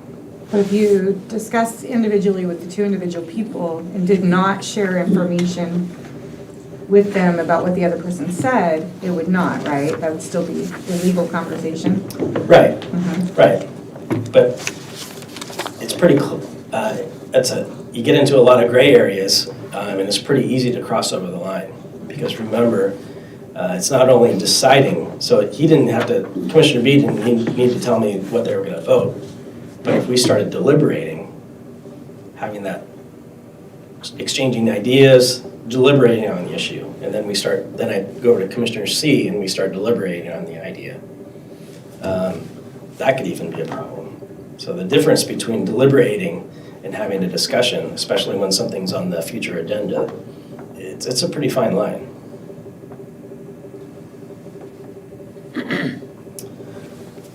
The one reprieve we get out of these cases is that you can talk about administrative matters in a court. That's generally just scheduling. So you can have an email that goes out to the whole council and says, hey, we need a special meeting, something's really important come up, can you meet on Thursday at 3? And you can hit reply all, no, 3 o'clock doesn't work, but how about 3:30? And then you can have that back and forth about whether 3 or 3:30 is best for the majority. That is okay. That's really limited. So here are a couple of slides on my best practices, my practical tips for dealing with these public meetings issues. And this first slide deals with the intermediary problem. And I want to be clear, this is not the law. This is my conservative advice for you, because I want you to be safe. I want to be as risk-free as possible. So I know you can't follow this all of the time, but if this is your goal, then I think you will be a leg up. And it's basically, don't give someone else your opinion so that they can put it in their pocket, and don't take someone else's opinion and put it in your pocket. That's basically what I'm saying. So avoid replying to emails when city business and information is shared. So if you get an email from a colleague, avoid replying, because now you've maybe given your opinion to someone else and you've lost control. control of that opinion. And you don't know what that other person is going to do with it. You all trust each other, you're all colleagues, but mistakes happen. And by replying to that email, you've just given up some control. So the risk-adverse person would not do that. Avoid conversations, whether in person or email, where views of fellow counselors are shared. So if you notice that someone maybe has an opinion in their pocket and starts talking to you, and you're like, wait a minute, are you talking for yourself or more than yourself? I want to be careful here that we're not exchanging ideas of our colleagues. And then the last one is just, protecting your own opinion. Avoid sharing your firm opinion or views on items that the council will need to vote on. Wait for the dais. What is your recommendation when they go to places like LOC or a conference and there are items that are part of the training that could become issues for the city, such as homelessness or psilocybin or things like that they will vote on, but they're at a conference and it's fresh information and It's really hard, yeah. It's ripe for these types of problems. Right. So again, this is not the law, but this is my conservative advice, but I think it still applies there. So I think it's fine to be in the same room accepting that information from a LOC presenter about magic mushrooms or about homelessness, and saying, okay, this is all great information. And you see a colleague across the room, you say, hey, this is great information. Yeah, let's talk about it at our next council meeting. So don't get together for lunch and have a chat. Yeah. Especially 4 people. Oh, yeah, absolutely. Yeah, absolutely. Well, on that subject, so for instance, last year at the LOC conference in October, Norma and Shelley went, and Shelley's spouse went, and the 3 of us went out for dinner. But we all made very sure we simply talked socially and enjoyed one another's company. We got more acquainted. We didn't talk about city business. I don't know, we might have talked about some conference things, but we didn't talk about any subject that was coming up. So, and you're gonna find yourselves at times in a situation, in a social context, you're at the park for the Arbor Day or National Night Out, and you're mixing and mingling with other counselors. So I think those are times when you're careful that we're here and we're having a great time and this is wonderful, and look at the pretty trees and thank the police officers, but we don't get into anything that is coming down the pike. Right, and some of that is just a perception issue too. Because you respect your electorate, you respect the voters, and so I'm going to make sure that I do my job fully above board and ethically and within the bounds of the law. And so if someone overhears me talking to the mayor, they're only going to hear about my kids. They're only going to hear about my upcoming vacation. We're going to talk about the mayor's golf game. If someone walks by and hears us talking, they're not going to hear, oh, homelessness. So that, and it's no problem if one of you is talking to the mayor about homelessness. That's not a quorum. That's actually not a legal problem. But some of it is, am I giving up some of my opinions? Am I making him an intermediary? Am I becoming an intermediary?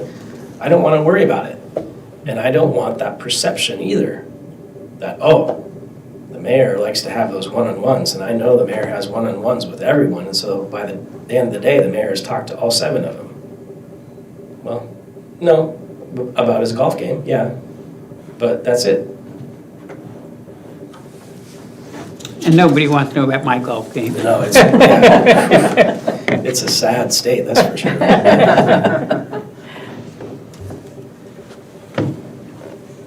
Yes. I was gonna say, what other guidance would you give us if, let's say, a member of the community reaches out to us and says, I've got thoughts on this thing? Would you encourage us to just reply to that person with maybe your thoughts or your agreement or a thank you? Would you encourage us to, if we reply, copy the city manager and our city recorder on that so that it can be a matter of public record. What would you encourage us to do? That's a great question, and it kind of, I'll be a lawyer, it kind of depends. So you are entitled as an individual, elected official, political being, to campaign and to provide constituent services. I don't want to take away that from you, and you are fully entitled to do that. And so you can have those conversations with your voters, with your neighbors about ongoing matters. If it is something that is on the agenda, or you know it's going to be on the agenda, and that's where it may be, it starts to blend into city business. And so it's maybe someone's contacting you because they, not only are you a neighbor, but they know you are a city councilor, they know this is on the agenda, and they want to have their voice heard. And so that's where you say, oh, this is probably city business, and I want to make sure it gets copied to the city manager, make sure it gets copied to the city recorder, maybe make sure it's on the agenda. So that's where you can do kind of a job of increasing that public participation, increasing the transparency by making sure that this comment is in the public record. Does that make sense? On the reverse that, like, let's say there's something coming up on the agenda that maybe you think the public should be aware of. Are you allowed to tell your neighbor, hey, you should check out the next city council meeting agenda? Absolutely, and I encourage it. Yeah, absolutely. And that's kind of what I meant by increasing public participation. I think that's one of your roles, is to be a spokesperson for, Just want to make sure it's for the process. Mhm. Yeah. Just You know, don't want a meeting in your driveway Yeah. with all those people. That's right. Right. Yeah, right. I don't want one Yeah. anyway. I mean, you're going through the pleasure of these long meetings, and so you want to invite your neighbors too. So that's, I mean, let's spread the love. Come and see all the fun we have. Yeah, absolutely. These are my practical tips for how to run a good meeting, a good in quotes meeting. Again, this is not the law. This is just my experience from 20 years of doing this, watching a lot of council meetings. Fortunately, you have a fantastic mayor who runs a good meeting, sometimes a little long, but he is very good at his job. His charter-appointed authority of presiding over the meeting. And so I've seen him in practice a lot and give him kudos. He works with your city administrator, city manager, Michelle, to create a realistic agenda. It's not always possible to run a 2.5-hour meeting, 3 hours tops. Sometimes you go over a little bit just because of the press of the business. Sometimes they have to be long. Sometimes you have an attorney in front of you who likes to hear himself talk, and so sometimes meetings go long. That's just the way it goes. But for the most part, they work very hard on setting a realistic agenda because that values you as volunteers. It's respectful of your time because you have families, you have jobs, you have other things that have to get done. And so this is just a part of your life. You have a good staff who circulate materials ahead of time. It really chaps my hide when a packet comes out 1 or 2 days before a meeting. I think you really need 3 or more days so you can pick the day that you want to review it. So maybe Saturday is your packet day, maybe Sunday afternoon is your packet day. That should be your choice. And you should be able to have the time to go all the way through it because that's how you can stay informed. That's how you perform your oversight role, is going through the packet and making sure you have the time to do that. You have pretty simple rules. I think we should keep things formal and make sure everyone understands what the motion is or the second, who made the second. But let's not get bogged down on process. This is that public participation is not public conversation. They have their opportunity to speak, and And then once they've had their opportunity, they get to watch you work. That's how it goes. The mayor, again, is this, he restates the vote, so we're all on the same page. What was the motion? Does anyone have any misunderstanding about what the motion was? Does staff understand what the motion is? That's very key, because they're the ones that are usually doing the work, right? So if they don't understand what the motion is, then there's a problem. And the last one, I think, is really important, especially for newer counselors. And it's actually the one that leads to a lot of public meeting violations, is because it's not because they're trying to keep secrets. It's just because they're uncomfortable having that discussion out in front of the dais, or on the dais in front of the people. And so if there's a tough vote coming up, if there's a really critical issue coming up, and they just don't feel comfortable having that discussion on the dais, you gotta get comfortable. You gotta suck it up. You gotta have that conversation in public with transparency in front of everyone else. And so you just gotta get used to it. And so if you find yourself saying, hey, can I talk to you about the upcoming agenda item? I'm nervous about it.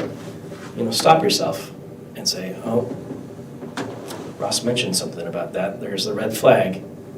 Maybe I'm having deliberations outside of the council meeting. Maybe I should take a breath of courage and speak my piece in front of the council. Your colleagues respect you. You're all here, you're members of the same team. And so that respect is, they will listen to you, and they will allow you to state your opinion. They may not agree. I'm not saying they're going to always agree. That's not part of respect necessarily.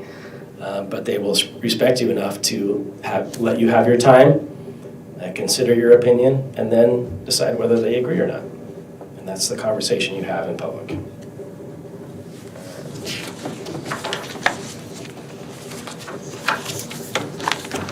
Questions on public meetings? We're going to wrap up really quick with a quick few slides on public records, and then I will leave you wanting more about oh, come on. I love this stuff. What is a public record? For you as city councilors, it's basically everything. So if it has to do about the public business, then it's probably a public record. And so that's just kind of the default for you all. And if you have questions around the edges, then work with staff and they will find an answer for you. And if they don't know the answer, then they'll reach out to me and we'll find an answer for you. But basically everything you touch in the meeting here, everything you get from staff in preparation for the meeting, those are all public records. And so, And everything they produce within their committee meetings is a public Yeah, record. We yeah. had a big discussion about that at the Parks and Tree Board about public records, so. yeah, so your committees are public bodies as well, just like you. And so they have quorum issues, they have public meeting issues, and they have public records issues. So if they have an agenda, and everyone has the agenda, then there's a public record. And if someone on the committee starts taking notes on that agenda, as long as it's not, smiley faces and arrows and things like that, if it's actually substantive notes, there's a new public record. Because now we have an agenda with no scribbles on it and an agenda with scribbles on it. Those are two separate documents. Those are two public records.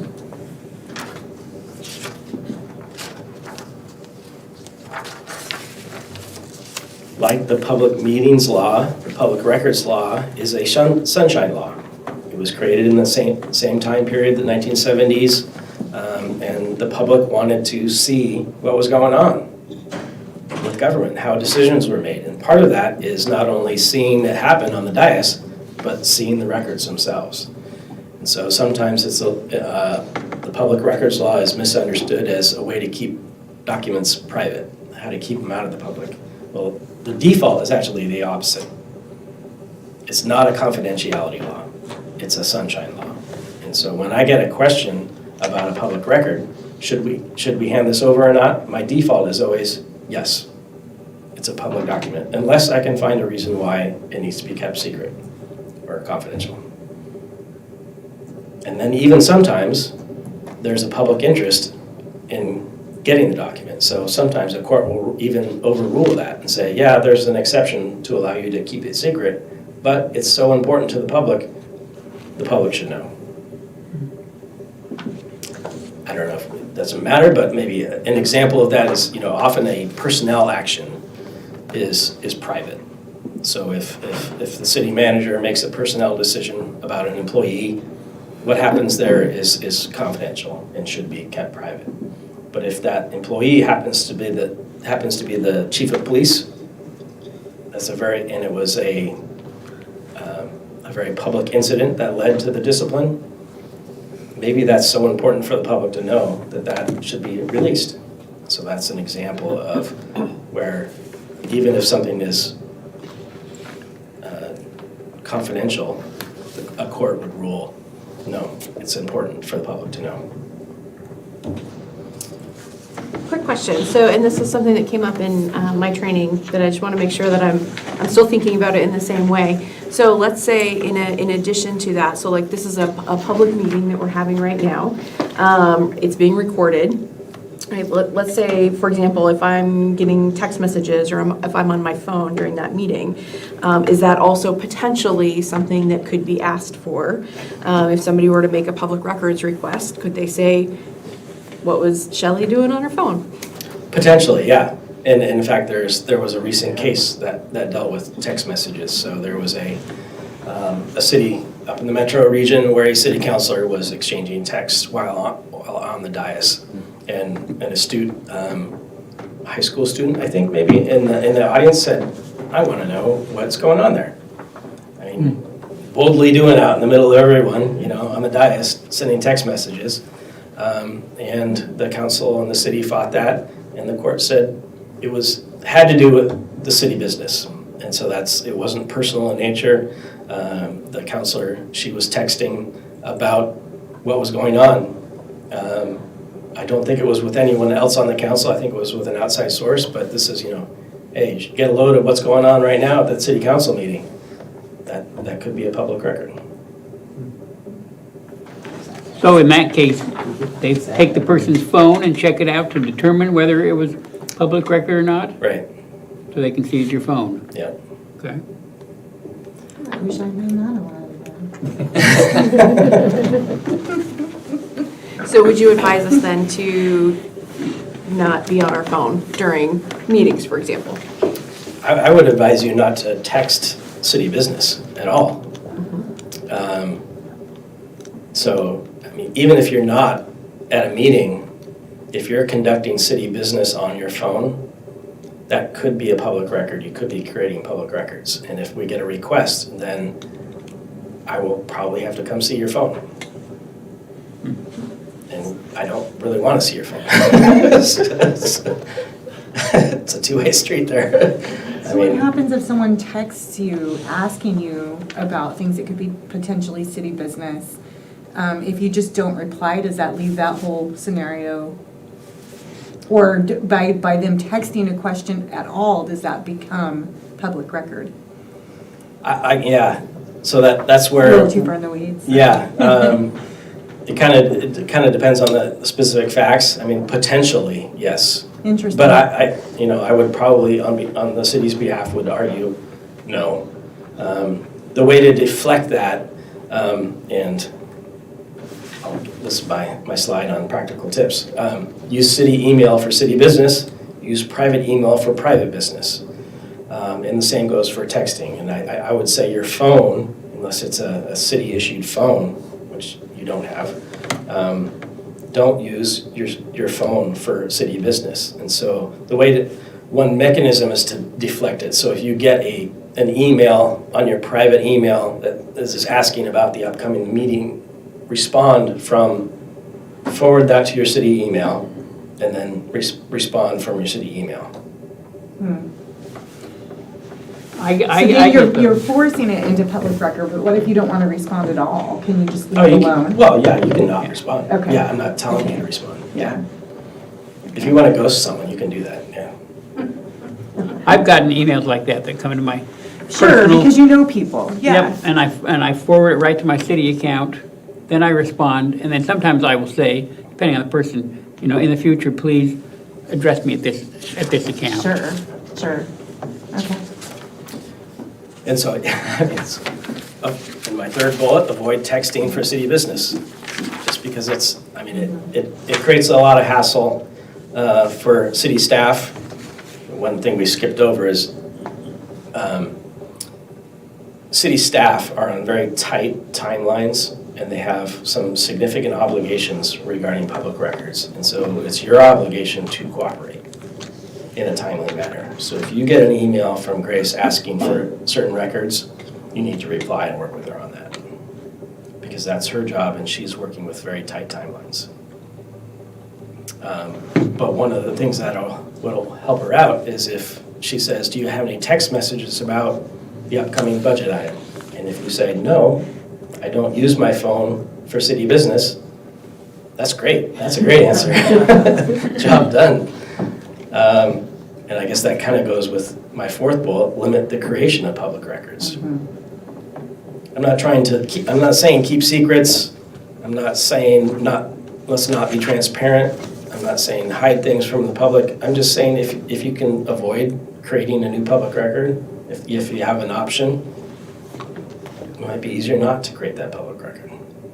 And one way to do that maybe is when you get your packet, instead of taking minutes or notes on the packet itself, have one sheet of paper where you take your notes. And so now you've created just one public record instead of a whole packet with notes all over it. There's just little mechanisms like that where you can be a little bit more efficient. And lastly, respond, I'll say it again, respond promptly to staff requests on this subject. Again, because they're on tight timelines.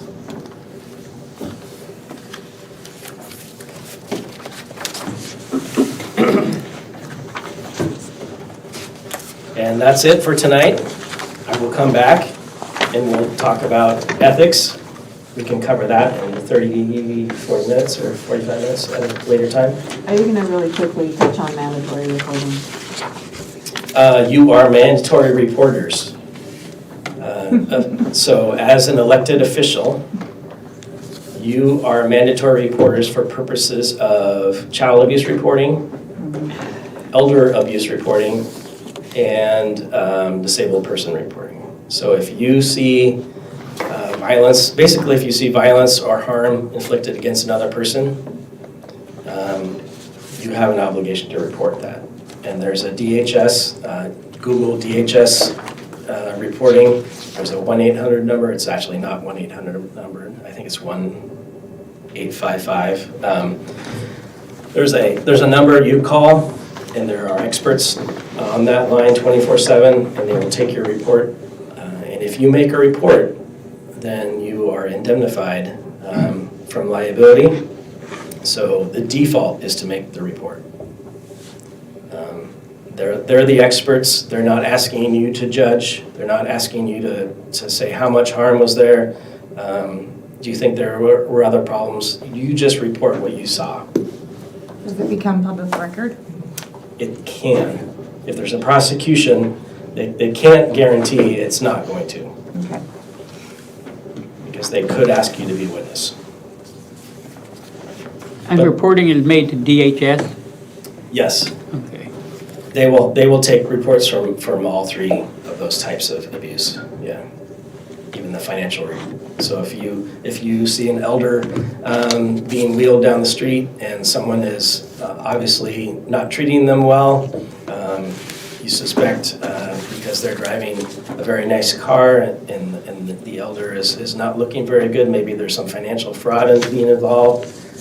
If you have questions, make the report, and they have it's their job to then follow up. But there's no guaranteed anonymity? No. Okay. But as a citizen, I believe, if you were reporting as a citizen, you could be anonymous. No, you're all reporting to the same line. So they will ask for your name. Interesting. Yeah.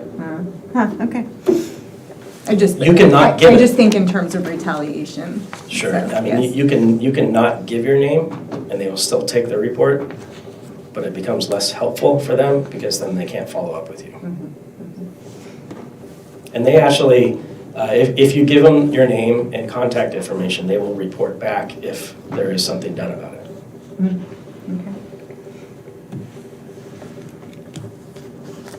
Any other questions for Ross tonight? Okay. Thank you. everyone. Thank you, Ross. We will get back in touch at about another time. How's that sound? Sounds great. March. Okay, He's coming back next month. and next month is February. Work session. To do the other half on ethics. No, to do homelessness. We've already arranged that, so we could do ethics in March. Okay. Thank you very much. Even though you made a lot of examples. Is the ethics in that little council book that we got, is there ethics in there to kind of go over for next time? Like small city, that book that we got at the beginning, is there an ethics? I didn't really get There all the should way be, through it. yeah, the LOC. Something we can kind of the LOC peruse and make guide. sure we're not doing. There should be some, yeah. And you can review this too, if there's some notes in there. Definitely notes there. Right, yep. Okay, thank you. So, council, do you need a 3-minute break, or you good to just keep on going and you can? The governing basics that you got when we did. The book. Yeah, the little booklet. Got that, okay, I just want to make sure. I just need to take a little break. Okay. Let's take a 3-minute break. Stand up, stretch. Man, you're such Do a whatever you need to do. giving guy.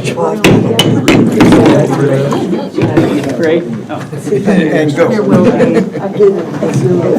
Timer's on. Oh, yeah. So what happens if you guys? I was wondering about that. Let's just ask Michelle real quick. I went blank there for a second. That's right. We're not really making a motion You tonight. already asked Michelle? No. So, like, Amy, for our consultant's sake. so this was our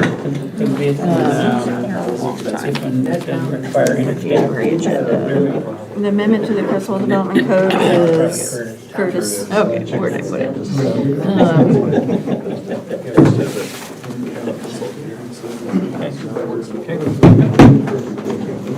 Okay, so like on the agenda at the very top, it'll like the Zoom line will be right there. Blue line is Emily. We, Okay. when we're done with the meetings, is there like a shred pile, or is there something like, besides the notes that I take, is there like a, I assume we probably want to shred it? Nope. No? You can at the end of your meeting, give it all to Greg. When I took our family, I'll just keep all my notes on everything I want to keep it separate, and everything I can get back to her. So anyway, so yeah, so you just click on Things that that. I've kept, because I've collected what I keep. one of us said I want to refer back to that. But at the end of the calendar year, you know, So anyway, so it's always. or I might bring it in after 6 months or something. But sometimes I'll just, Because I kind of bought this thing just to keep for city stuff and write my notes down and get rid of that, because I took home much crap last time. What am I supposed to do? not I a participant. don't think I want to just float around, I probably just want to shred it. last year I came in and brought in a big stack of Roberta at the end of the year. I think it was actually great. She was here. So yeah, you have a couple options. I just always keep in mind that it's Public record, right? And I do the same thing. I don't know how many boxes I brought to Roberta. I already had a citizen come up and, I don't know right now. that was issues with the community center, and I gave her some advice, but ultimately I'd like just to understand directed her a little more about to what's Michelle. going on. Yeah, I said, yeah. I can't do anything, I Process. can ask some questions and see what and why, but ultimately, You don't need any Michelle's gonna more have to do people on. Well, and I tell people say when yea or nay. they have something that's an issue they want the council to, I give my card. Have you got a card? Got cards. And I say, send me an email, They're not participating.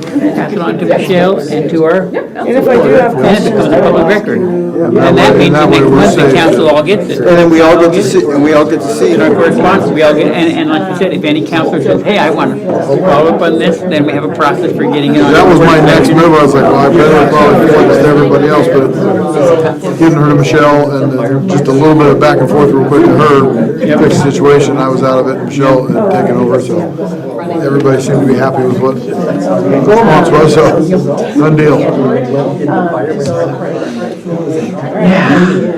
Well, you know, you learn with time that there's all kinds of ways you can respond that are good and the way you can respond that might get you in trouble. That was good tonight. Yeah. Pretty much keep your mouth shut, talk to one person. Are you gonna try? Where's the court?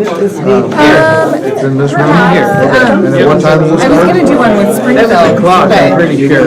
I might do one with Lynn Court is County. always 7 My o'clock. daughter, on my Wednesday. daughter works at always 7 Springfield, so o'clock. yeah, she's a dispatcher. And She's been trying to get me will to you do right write along along with for her. us? Or do Her we get the coworkers, but now I'm like, forms that we well, I fill probably out? should do Lynn County. It was I pretty know. cool. I'm gonna I come did in. when I did it, I did the whole, it's like all day. It's like the night shift and then the night shift and then it was Cause yeah, so that would be my biggest issue, is time to do it. Cause I'm extremely, yeah, like, I don't even know how I thought I could do this. You doing it? I am. So far, I've only had to move one thing around, so far, so it's good. One of our questions. How you think he? Well, I got a data project waiting for me at home. It's a strange thing to come in. nice. I'd say yes, but no, it's not. I have 2 nights to get it done. I got a little behind. My son's gonna win. Sometimes it's an interesting show. Yeah. He's a very good judge. He's been our judge for almost 30 years. Yeah, he let me down one time ago, but I had a neighbor run into my car on video. He didn't do anything. It was on, dead as plain as day, on video. And his response was, well, that just happens all the time. So yeah, I'll forward you the. I'm not his biggest fan because there was a lot on video that he kind of. when you're talking Well, now you get to come and Well, yeah, evaluate. now it's my turn. Funny how the world turns. Okay, we're ready as soon as we get everybody back.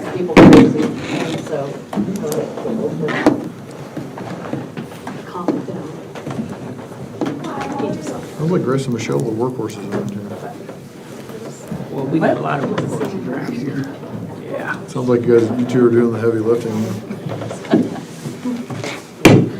All right, we are reconvening, and I was asked about swapping A and B because we have our consultant here.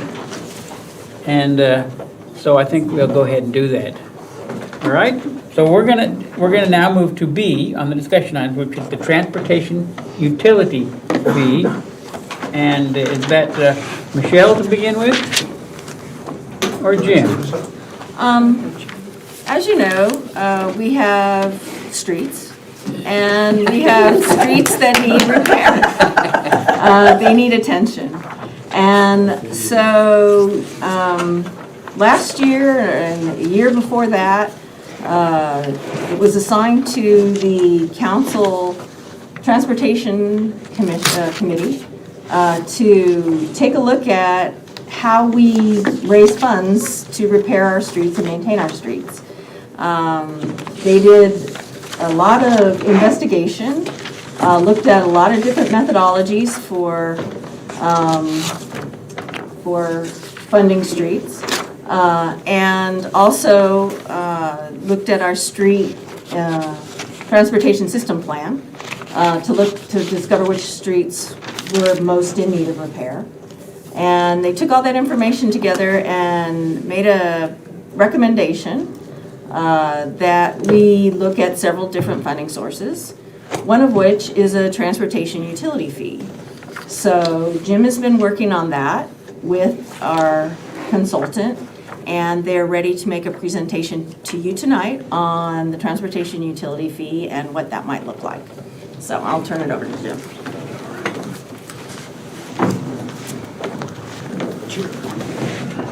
Thank you, Michelle. Mayor, City Councilors, now that we have the historical rundown, I also included the slideshow presentation put on by the Ad hoc Road Committee. It's basically a summary of all the research that they did during those meetings.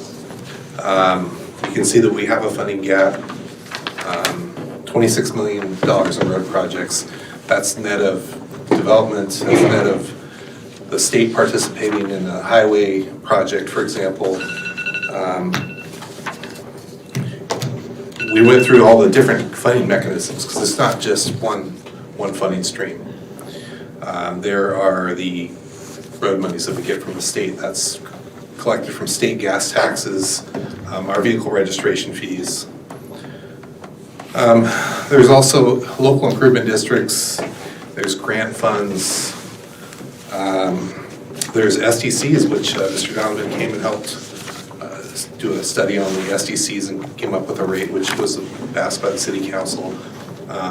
Those fees are put aside and can only be used for new development, for increased capacity, but you can't use those for continued maintenance of existing roads.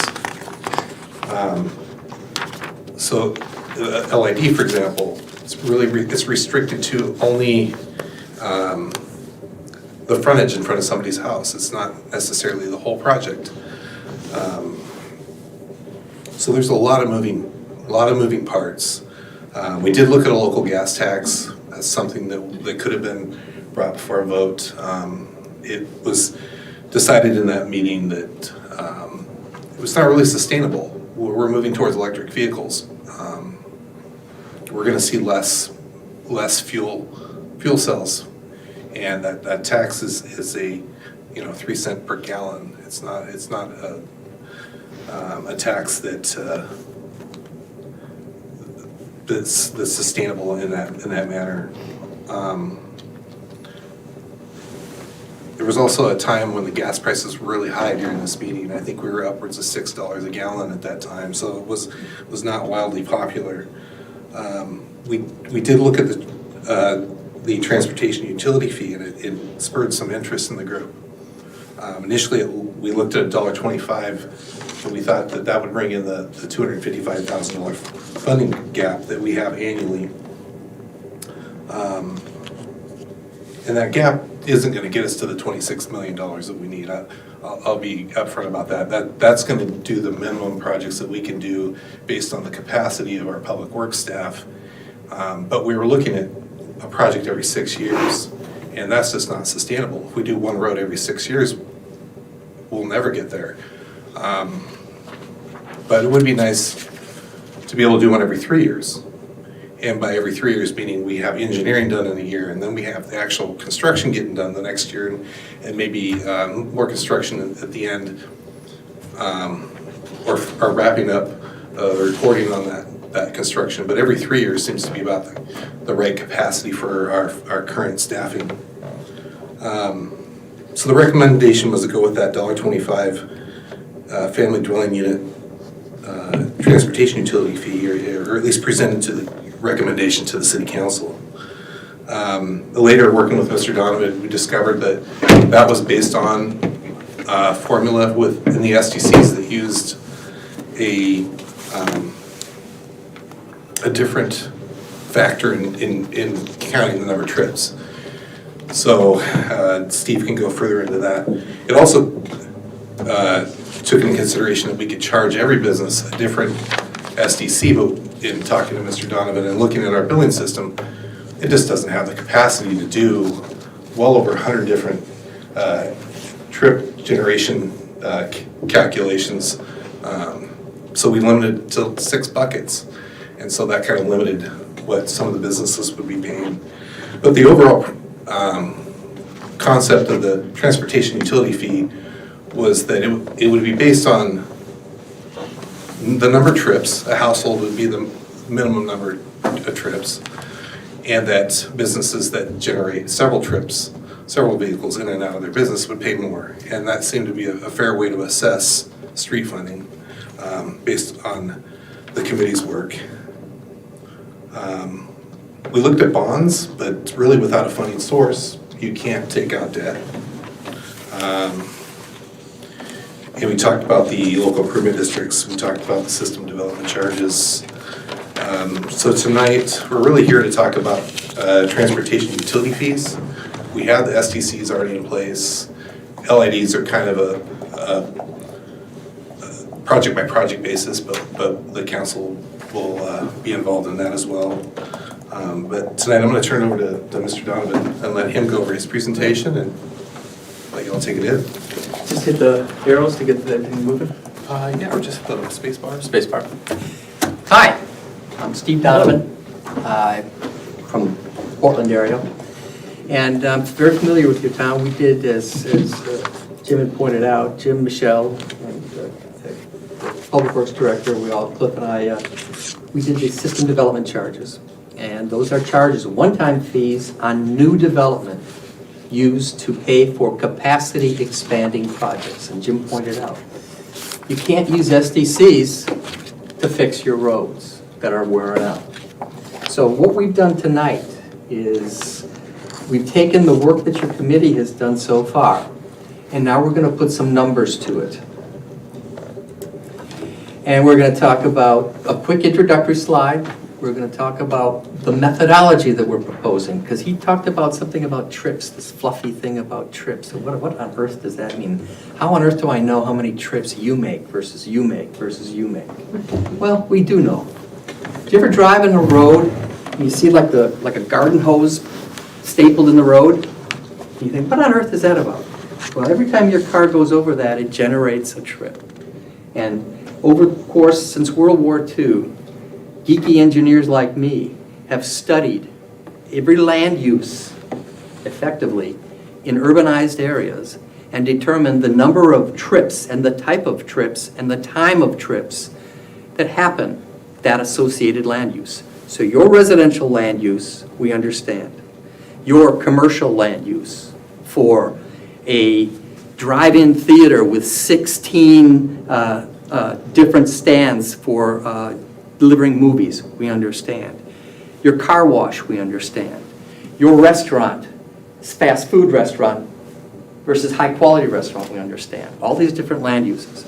So we can understand demand now. So just like when you're having water at your house, how do we know how much water goes into your house? The meter. You got a meter. Well, we've got a proxy for that in transportation. It's called trip generation.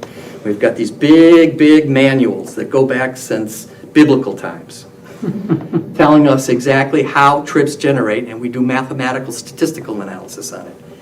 And you pointed out a really good thing before. You said you like checks and balances. You want to see if we're going to get a benefit for somebody, how is that being paid for?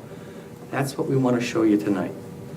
We're not going to ask any specific, sorry for the font here, but we're not going to ask you to make a decision, but we are going to kind of herd you a little bit, because tick-tock, right? Your costs aren't going away, your streets aren't getting any better, and a solution to this problem has got to be found. And we're going to show you what everybody else in Oregon is doing. We'll provide you with the hard numbers on the relationship between the range of the rates and how much revenue those rates will generate. And my hat's off to Jim, because we put together the models. We geeked out on this stuff because that's what we do. And he went into your billing system and looked at every single account in the billing system and said, who's a residential, who's not? If you're not a residential, what would you be charged? That sort of thing. So we've got a real good feel for a range of rates, how much revenue it generates. Because the bottom line is, you need revenue to build these roads. The gas tax, Jim pointed out, he kind of touched on it a little. Gas tax is not a value-added tax. It is a volume tax. It's per gallon. So think about it. When I was in high school, gasoline was 25 cents a gallon. Last year it was $6 a gallon. The gas tax revenue between those 2 points never changed because it was per gallon. It was 2x cents per gallon. You didn't participate in that value of the commodity, the underlying value of the fuel. That's one problem with the gas tax. Not here, national. The National Highway Trust Fund has been bankrupt since the Nixon administration because of this problem. Second, VMTs, vehicle miles traveled. We're driving less. Now, does that mean our roads are incurring less insult and they're degrading any less? No, they're still degrading. And then finally, the third thing, and he pointed it out, is we're going away from motor fuels. We're going away from motor vehicle fuels. And in 10 years, we probably won't even be driving internal combustion engines. So, okay, you see where this is going, right?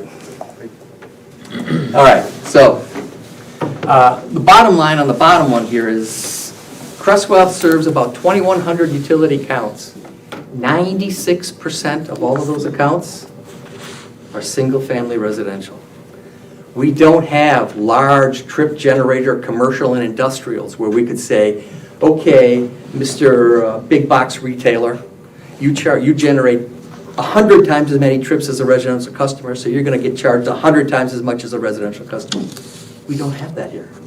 You are a residential community. So here is the numbers, if you can see it on the screen. See these trip generations numbers? These are on average daily trips. And Jim pointed out, when we built the SDCs, the fees that we charge on new development for capacity increasing projects, we use peak hour. Because we build, for instance, in transportation, we build intersections to meet the peak demand, not the average demand. When we maintain our streets and roads, we look at average demand, average daily. And so what you can see here is single family, about 10 trips. An apartment, about 6. A residential or a condominium or townhouse, about 6. A mobile home park, about 5 per mobile home. So you can see there's a gradation there, and there's a difference in demand. This is really important for him, the lawyer that just left, because there's got to be a difference between a tax and a fee. And if you don't have a clear delineation between a tax and a fee, a rational nexus, you're going to get slapped as a tax, and this gets shot down, period.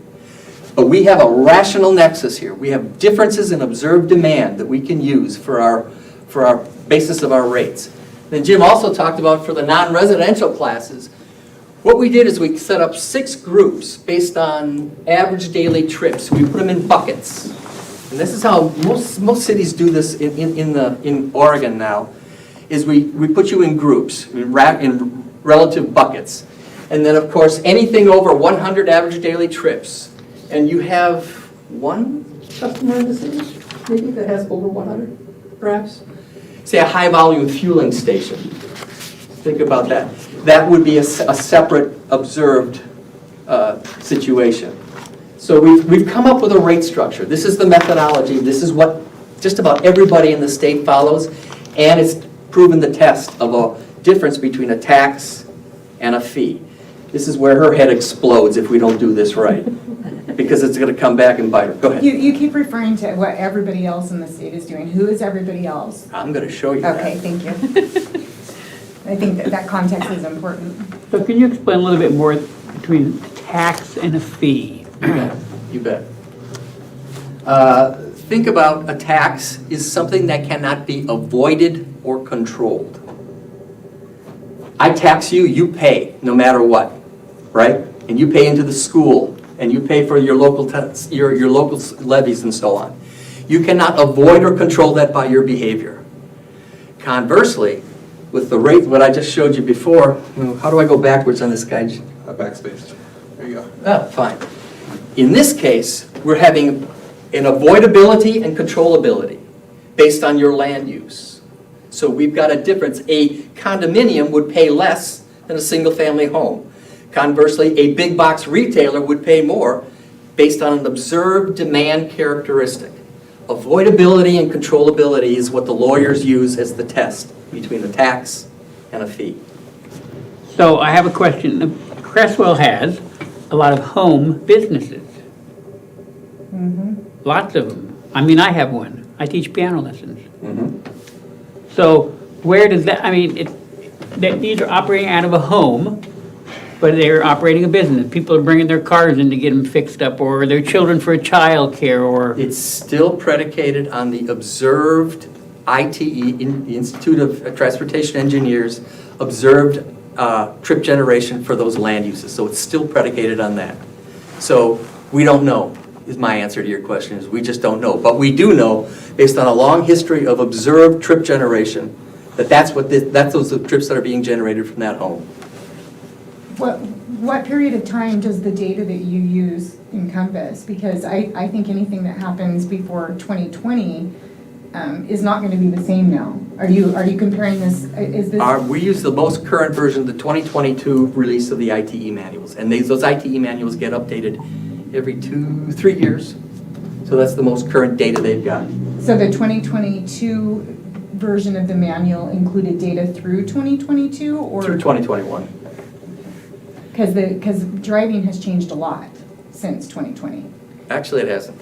Actually, driving hasn't changed a bit. Interesting. That's you think, well, gosh, we've got my little small car now with a smaller engine, and I'm more economically oriented. Still generate the same number of trips, believe it or not. That 9.52 is very predictable for a single family. It may not be so much how many miles you're driving, It's still the but trips. in and out of the trips of that home. Anytime a car goes on a trip end, in or out, right? And where do the schools fall into this, and where Yeah, do they fall they in? do. They'll fall in these areas here. And we've got observed trip generations for grade schools, middle schools, high schools. All of those would fall in there, and they fall into those buckets. So yeah, there's another group of people that'll be mad at you. Remote employees, where do they fall into those Pardon? buckets? People that work from home and don't leave home for work. They'd still be in those observed. So yeah, now we're getting to a point where I can say, I can't help you with that, because there's always going to be an exception to a rule. I'm just curious if they are a part of that study. Oh, these land uses are all predicated on, or these observed trip generation is based on the land use, adjacent land use. They actually see where the cars come from, those little tubes in the road. That's where that comes from. Now, here's a little bubble chart. What I want you to see here is, this is where the rubber meets the road, as it were. The colors are the rates. For $1.25 a month, will generate $84,000 a year, based on Jim's good work of looking at your billing system. Remember those 2,100 accounts? That's all that. As we move on up, at $5, we generate $336,000. At $7.50, we generate $500,000. So I wanted you folks to really see this. What does $1.25 really generate? $1.25 doesn't generate enough to do anything. It's a start, but and we're going to give you an example. Cliff is here to help on this in just a second, and this is we'll move into your everybody else question. Now this is a good example. Cliff, why don't you talk about the 2nd Street project? I know you're all aware of it, right? The 2nd Street project? I've heard little bits and pieces. But Go ahead, Cliff. Tell them about it. Tell them what they want, Cliff. 2nd Street is our next highest priority road that we're looking at doing an upgrade on. It's in our transportation system plan, and it's, I believe off the top of my head, it's 1.4 mil. Right. And that is really only 3/4 of the road. That's from Oregon Avenue to F Street, and from F Street farther on, there's a second portion. That road is degrading very badly. The base is breaking down, which you can see by looking at the asphalt that is all gated out and how many patches are on that road. That road takes all of our bus traffic. It has 2 stops on it. It also, in the near future, when the fire department takes over the community center, that's going to be emergency access road. It has a very prominent business on it, and it also takes a lot of, it's one of our thoroughfare roads that access the southern part of town. The upgrade would include wider sidewalks, widening of the streets, new curb and gutter, and storm. And that is just one example of about 4 blocks of road. Is there gonna be an easement, we're gonna have to take people's property along that road to widen the street and widen the sidewalks? No, that road has a 60-foot right-of-way. Just folks don't know that a good the question. right-of-way is halfway up in their yard. That's a huge right-of-way. But in other examples, you're correct. There could be areas where we would. There's no potential the city would have to pay for any of that property then? No, we already own the right-of-way. So let's talk about, in terms of the funding, what's going on for the funding now. And Jim pointed out a little bit, we do have some funding sources now for roads, so don't think like we're sisters of the poor here entirely. We've got state highway money coming in of about $120,000 a year total to the city. The interchange, state federal fund exchange is 60 grand a year. And then, you all know what local improvement districts are? Some of you folks are new. Do you know what a LID is? What it is we're gonna build a road, and we're gonna ask you to pay for your frontage of that road and your portion coming out to it. It's called a benefited property. Your benefit goes to your property, the property pays for that section. So you participate as a property owner. And there's a very strict way of doing this under Oregon state law. And there's a formation of the district, which would be done by the city. There's the right to remonstrate against the district and how those rules work. But it's basically a component, a funding component. And we use those in water, we use them in sewer, we use them in transportation, even urban renewal at some points. So we've got some money coming in the door, but we've got the big question mark, the tough fee. How much money, what happens if we get tough money into it? And now on the uses of the funds, it's like Cliff pointed out, it's $1.4 million to do the project, and inflation is only growing at 3% per year. Maybe. So, here's the single family rate coming down. Here's the estimated revenue. So if we don't do anything, we're not going to generate any tough revenue, and it's going to take 6 years to fund that $1.4 million project with these levels of revenue in here that we just talked about. At $1.25, we'll get $85,000. We'll take advantage of those other revenue sources. It would take 5 years to build this project. He said unsustainable. I say it's a non-starter at that point. Because construction, are anybody here in construction, or have worked construction? Time is your enemy in construction. When you start going, you go as fast as you can, because mobilization and demobilization are some of your highest costs. At $375, we generate $255,000, gets down to 3 years, what Jim was talking about. His 3 years of, we can make that work with our internal systems. At $5, we can generate this in about 2 years. My rule of thumb for cities, most cities, is 18 months for a project, is what they want, is start to stop. From engineering design to construction is 18 months. So we're talking 36 months for you folks. So thought this was helpful to give you a sense of, for just this range, how many years we shave off these projects, this one project costs, the 2nd Street project. That's $5 monthly, correct, per house? Per house. Per year? Per month. Per month, per year. Yeah. Here's your question. Does anybody else do this? Yeah, everybody, not everybody. Lots of people do this. I was on the road ad hoc committee with Jim and Cliff, and we had some prominent Creswell citizens that volunteered their time and were very outspoken about our choices of funding. But I just wanted to point out the last slide. That's just Cliff's #1 priority. That's just 2nd Street. It's just 2nd Street. We still have $26 million more. A lot of, I mean, that's just a little portion. And I have lived in Oregon City, Lake Oswego, and Milwaukee. What we're proposing, my 2 cents, not to steal thunder, is She's not my employee. what Jim and Cliff and Mr. Donovan have come up with is, it's not outrageous. It's not. Well, that's what I want to point out here is. We want to be fiscally conservative, but we also don't want the roads to deteriorate to the point where we can't have busing any longer. And the school buses and the bakery and things just keep getting worse and worse. And not everybody in the state does this. So don't let me think that, boy, you're the only ones that aren't doing it. You're not the cool kids. this shows you, what jumps out at this from all of these cities is the average is $7.95. Right now, this is today.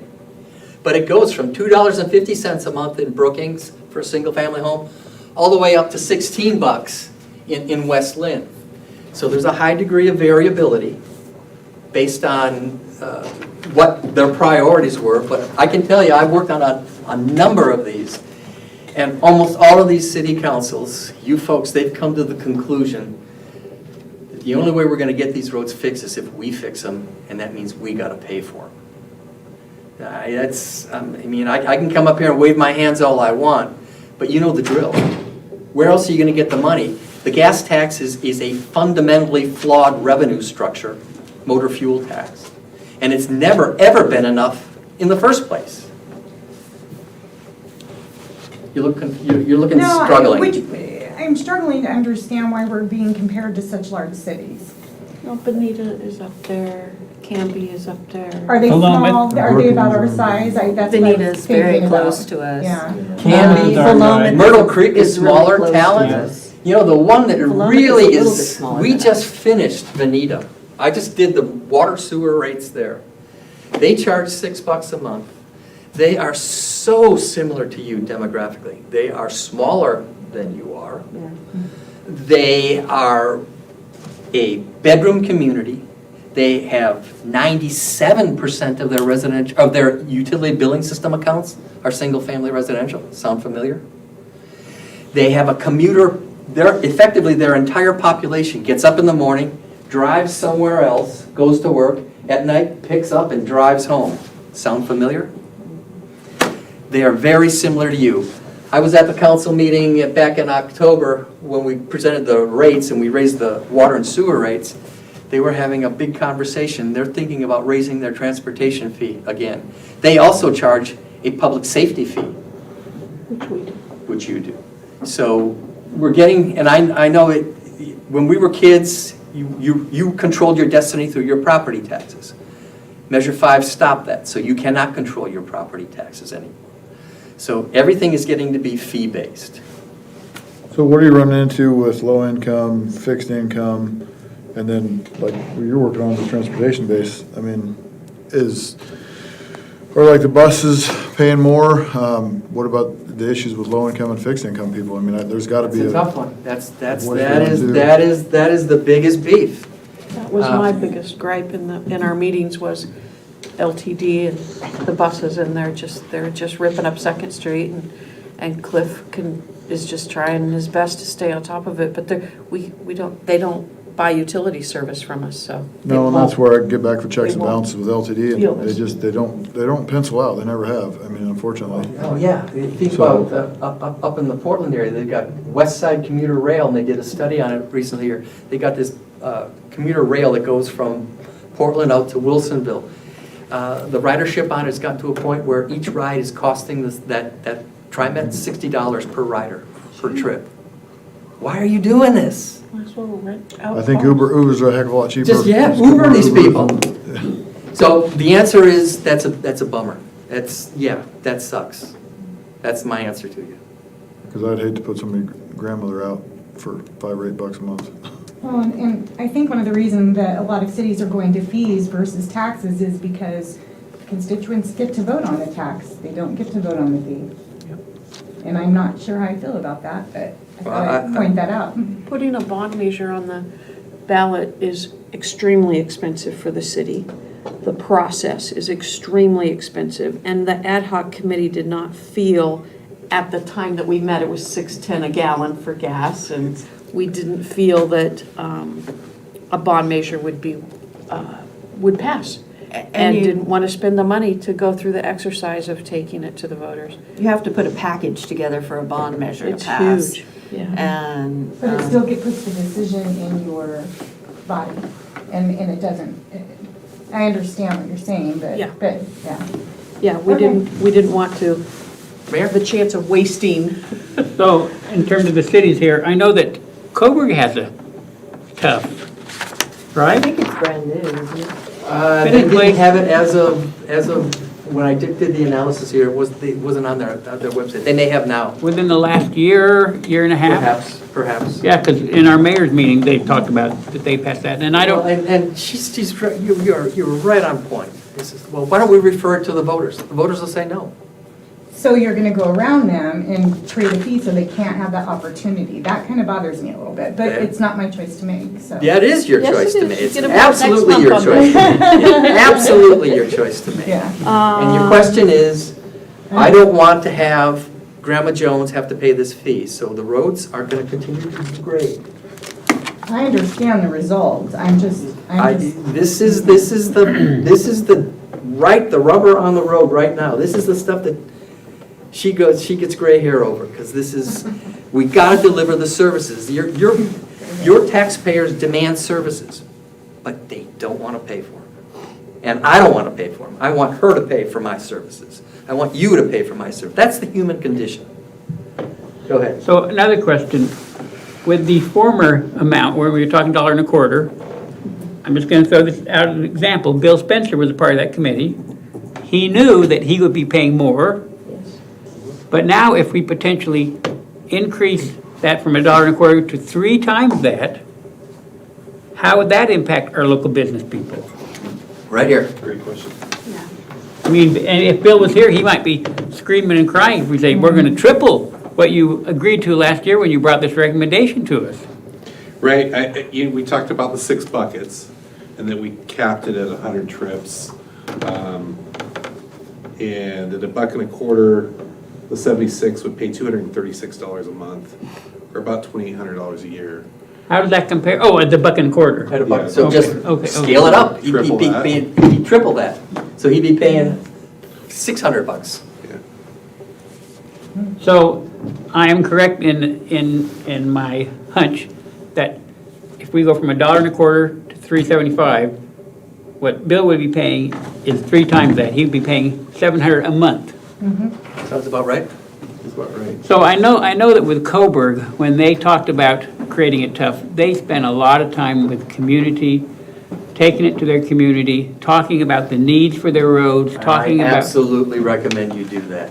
Yeah. Absolutely. And so that's really a process. I mean, my heart tells me we can't take this to the council in a month or two and vote on it and pass it. I agree, thank you. There's got to be a lot of communication with our folks here. And that was why we created the roads ad hoc committee last year, was because we wanted to get a lot of input from people. And this is why we wanted to get the numbers to you, so you could say, okay, how much is he gonna pay? He's gonna pay $700 a month, you know, Right. at $375 versus $200 a month for $1.25. Jim's done great work on your billing system here to get those answers, because I want those answers. I mean, A big piece of the puzzle is communication. oh yeah. And Oh, we yeah. still have, I just had a constituent, a couple weeks ago, I sent them in to City Hall, feeling bad that you lost your receptionist, and I sent her in. But she said, I think my water bill went up crazy. She's looking at the public safety fee. She never opened it before and actually took it all the way out of the envelope and looked at her bill. There you go. And so communication is really, really important, and we had a couple of other smaller business owners. We had Chelsea from the Wellness Center, and she wasn't excited to have a tough fee, but the way that Jim showed her that she's not the same as like if she was a Peace Health hospital. She's a medical provider in a small office, and this book that Mr. Donovan's talking about that breaks it all down, it literally is like this big. It's 3 of them. It's crazy. And she said, well, if every other business in town is gonna chip in for roads and pay, then okay. And I think once you have that conversation with folks, the understanding is there that the city didn't pay for what ODOT did. ODOT paid for that. We are the most affluent city in Lane County. There aren't as many grandmas struggling as, say, Cottage Grove. But we can do this if we do it wisely and we educate our citizens on why. Well, I think that's a little bit skewed because on the west side of town, we have a lot of grandmas struggling to pay their bills. On the east side of town, because I've been here 40 years to where when I moved here, and clear up until into the 90s, Creswell was one of the lowest socioeconomic in all Lane County. But with the building and development that's happened on the east side of town, that's really skewed our numbers. Did you ever hear that saying? I agree. Statistics don't lie, liars use statistics. Well, I'm a liar because you are rich by government standards.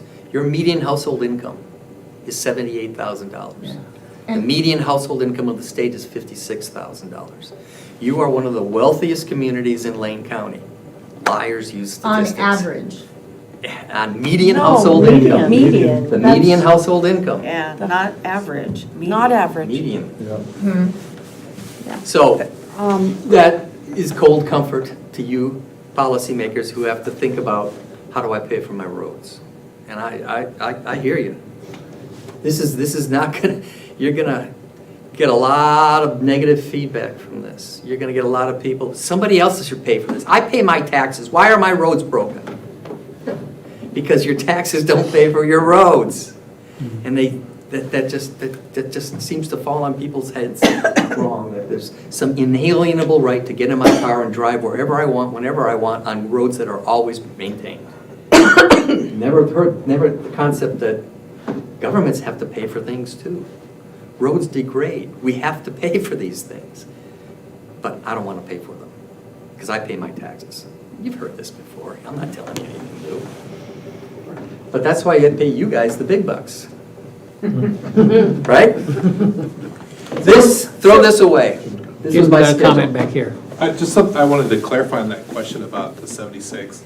Something that was really important that was brought up in the meeting by Mr. Spencer was that I did the calculation on the annual, that if we tripled the TUF, and he'd pay about $8,500 a year in transportation utility fee. But to Mr. Spencer's point in the meetings was that he would pay more than that just to administer the gas tax. Yeah. So he was more than willing to pay. I think, I'm with Stacy that I like the taxpayer to be able to vote on it and have control, but with a fee, you can control your footprint, which you can reduce your footprint, in a sense. So there. We have a lot more there's a couple- flexibility with the fee than we would have with a tax. And knowing with the tax on the business end of it, for me, it does equate to a hell of a lot more than just, oh, it's $1.25 per this. No, it always adds up, the administration cost, the back office cost, the employee cost to administrate all that. It's a fine line, for sure. I'm not arguing with you. I absolutely am not arguing with you. At least with the gas tax, we're picking up other people using our roads. In this scenario, the 1.2 square miles of Creswell citizens are picking up the entire cost. And the citizens of Creswell are contributing to the problem. They are generating the demand on the roads. So that, remember that rational nexus, avoidable and controllable? If you're saying, well, the people of Creswell don't cause problems on the road, it's all these other people, well, if that's the case, I didn't say then that. then I'm all wrong. But the problem is, the people of Creswell are putting demand on your transportation system. The businesses may be drawing people in. for the Anybody most who part. drives a motor vehicle puts demand on those roads, period. Period. But you're also saying the businesses, so let's take the bakery on South Second Street. Exactly. They pay a higher amount because they are a business. So while there's a lot of people coming out of town who are using that, because it's a business, they're generating, they're on that number 1 to 6 someplace. There you go. So they're gonna pay a whole lot more than the person who lives right next door in the house. This has been very helpful. Well, and their cinema room rolls are gonna go from $7 to $8. They're gonna pass along to us anyway, so. Yeah. There you go. I would. Plus That's they what we pay do. because they have a higher number of trips being generated. There you go. So how are So- you weighing this? That, it all goes into the equation. Right, how is the equation weighed? Like, what percent are you applying to businesses versus the single family? Well, remember, 96% of all of the accounts are going to be single-family residential. So let's say the accounts are like on your water system, 96% of your accounts are single-family. They generate 80% of the demand for the water. 20% goes to the transportation, or to the commercial class. So going back,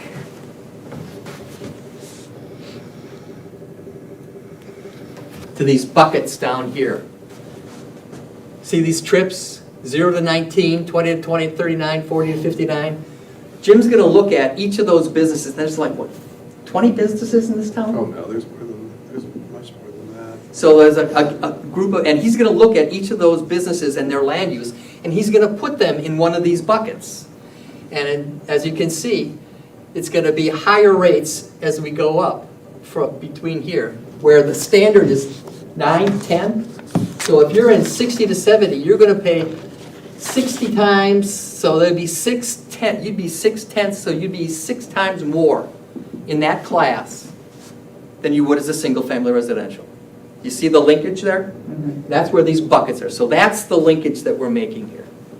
And it still makes her test of avoidable and controllable. It's not a tax. It's based on observed demand on the system based on your trip generation. So that's the linkage. I think that's what you were driving at, right? Yeah, Okay. in this part.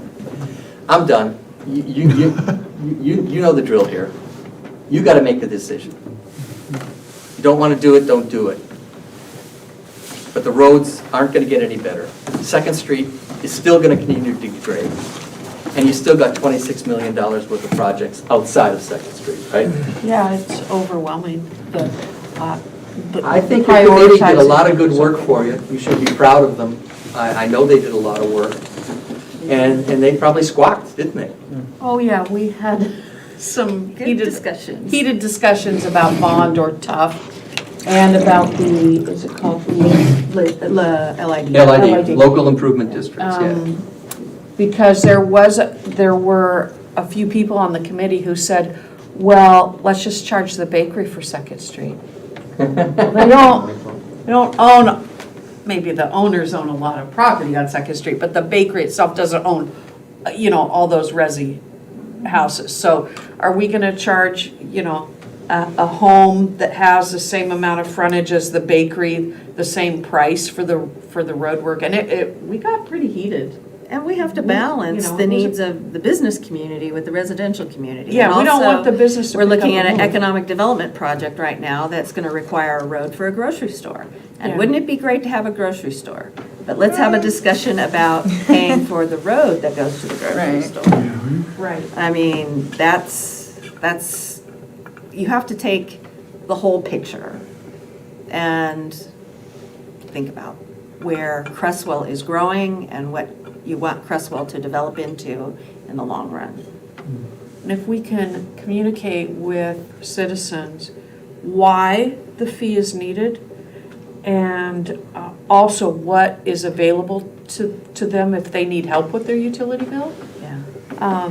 If we can do that together, maybe we help those grandmas that can't do $5 a month. Kind of like Eat Bud does if you want to donate to somebody else who can't afford their heat bill, Yes, or we just have $5 that. a month or something like that. Yeah. We have Doesn't that Eat Bud have program. I think I know, or Eat Bud We have that does, for yeah. water. Yeah. We have that We have program. that for water. I don't even look at it, I just pay it online. so. We have, we also have, the federal government has created a program that's set up through the county now to assist people who are having problems meeting their utility fees. That doesn't help with the public safety fee or the TUF, but it would help them pay their water and We have to sewer have bill. infrastructure, we have to. do. I If mean, you want to livable and safe, just like you were talking about on the wall, I mean, I don't want to pay more either, but I also want a nice looking, safe city that my kids can grow up in and I can be proud of, so. Is this our only option? We have, the committee looked at various options, and the committee looked at the LID, which is where you pay for, the property owner pays for the sidewalk, curb, and gutter in front of their house. Right, I looked at the options that you looked at, but I guess what I'm asking is that, are we charged with only considering this option? No. Okay, because I would fully support a bond measure. Because that would give the decision, the power to the people. But, and I understand the need for this, I just, that's where I'm at. I know when I built my house, I had to pay for the walkway, I had to pay for the wings, and it's just part of the deal. I didn't know that until, I didn't like it either, but it's part of the dance. Well, that's the way that we pay for new streets in Creswell, is the house bears the cost of the Yeah, street. it's like 5 foot of sidewalk that way, and that Yeah. way to the left and the right. The developer puts in the streets and then turns them over to the city. What's the problem is the streets that need maintenance. We don't have a way to pay for that. And we, for example, Sunday Drive, I think Curtis got 11 more coming up over there, new homes. Yeah, they're gonna pay for just what you did, curb and gutter and sidewalk. But they're gonna drive to the bakery, they're gonna drive to the library, they're gonna drive to the school. And they're gonna use the rest of the roads. And we have new people coming in on Super 8. We have the new people that just came on the townhouses. You know, Curtis knows what's I think up the and coming. businesses- We have- And the businesses will be you know, fine, they're gonna pass along the cost, and if you divide it by your customers, it's really not that much. Bill's a little bit more pigeonholed in the gas station, because there's not a lot of money to be made, it's kinda regulated there for how much he can do, but Yeah, when we met, when the Roadhawk Committee met, he was in a, not by his own doing, he was in a pricing war with Chevron in Cottage Grove. Yeah. I mean, he had gone days without making any money. yeah. And, yeah, there's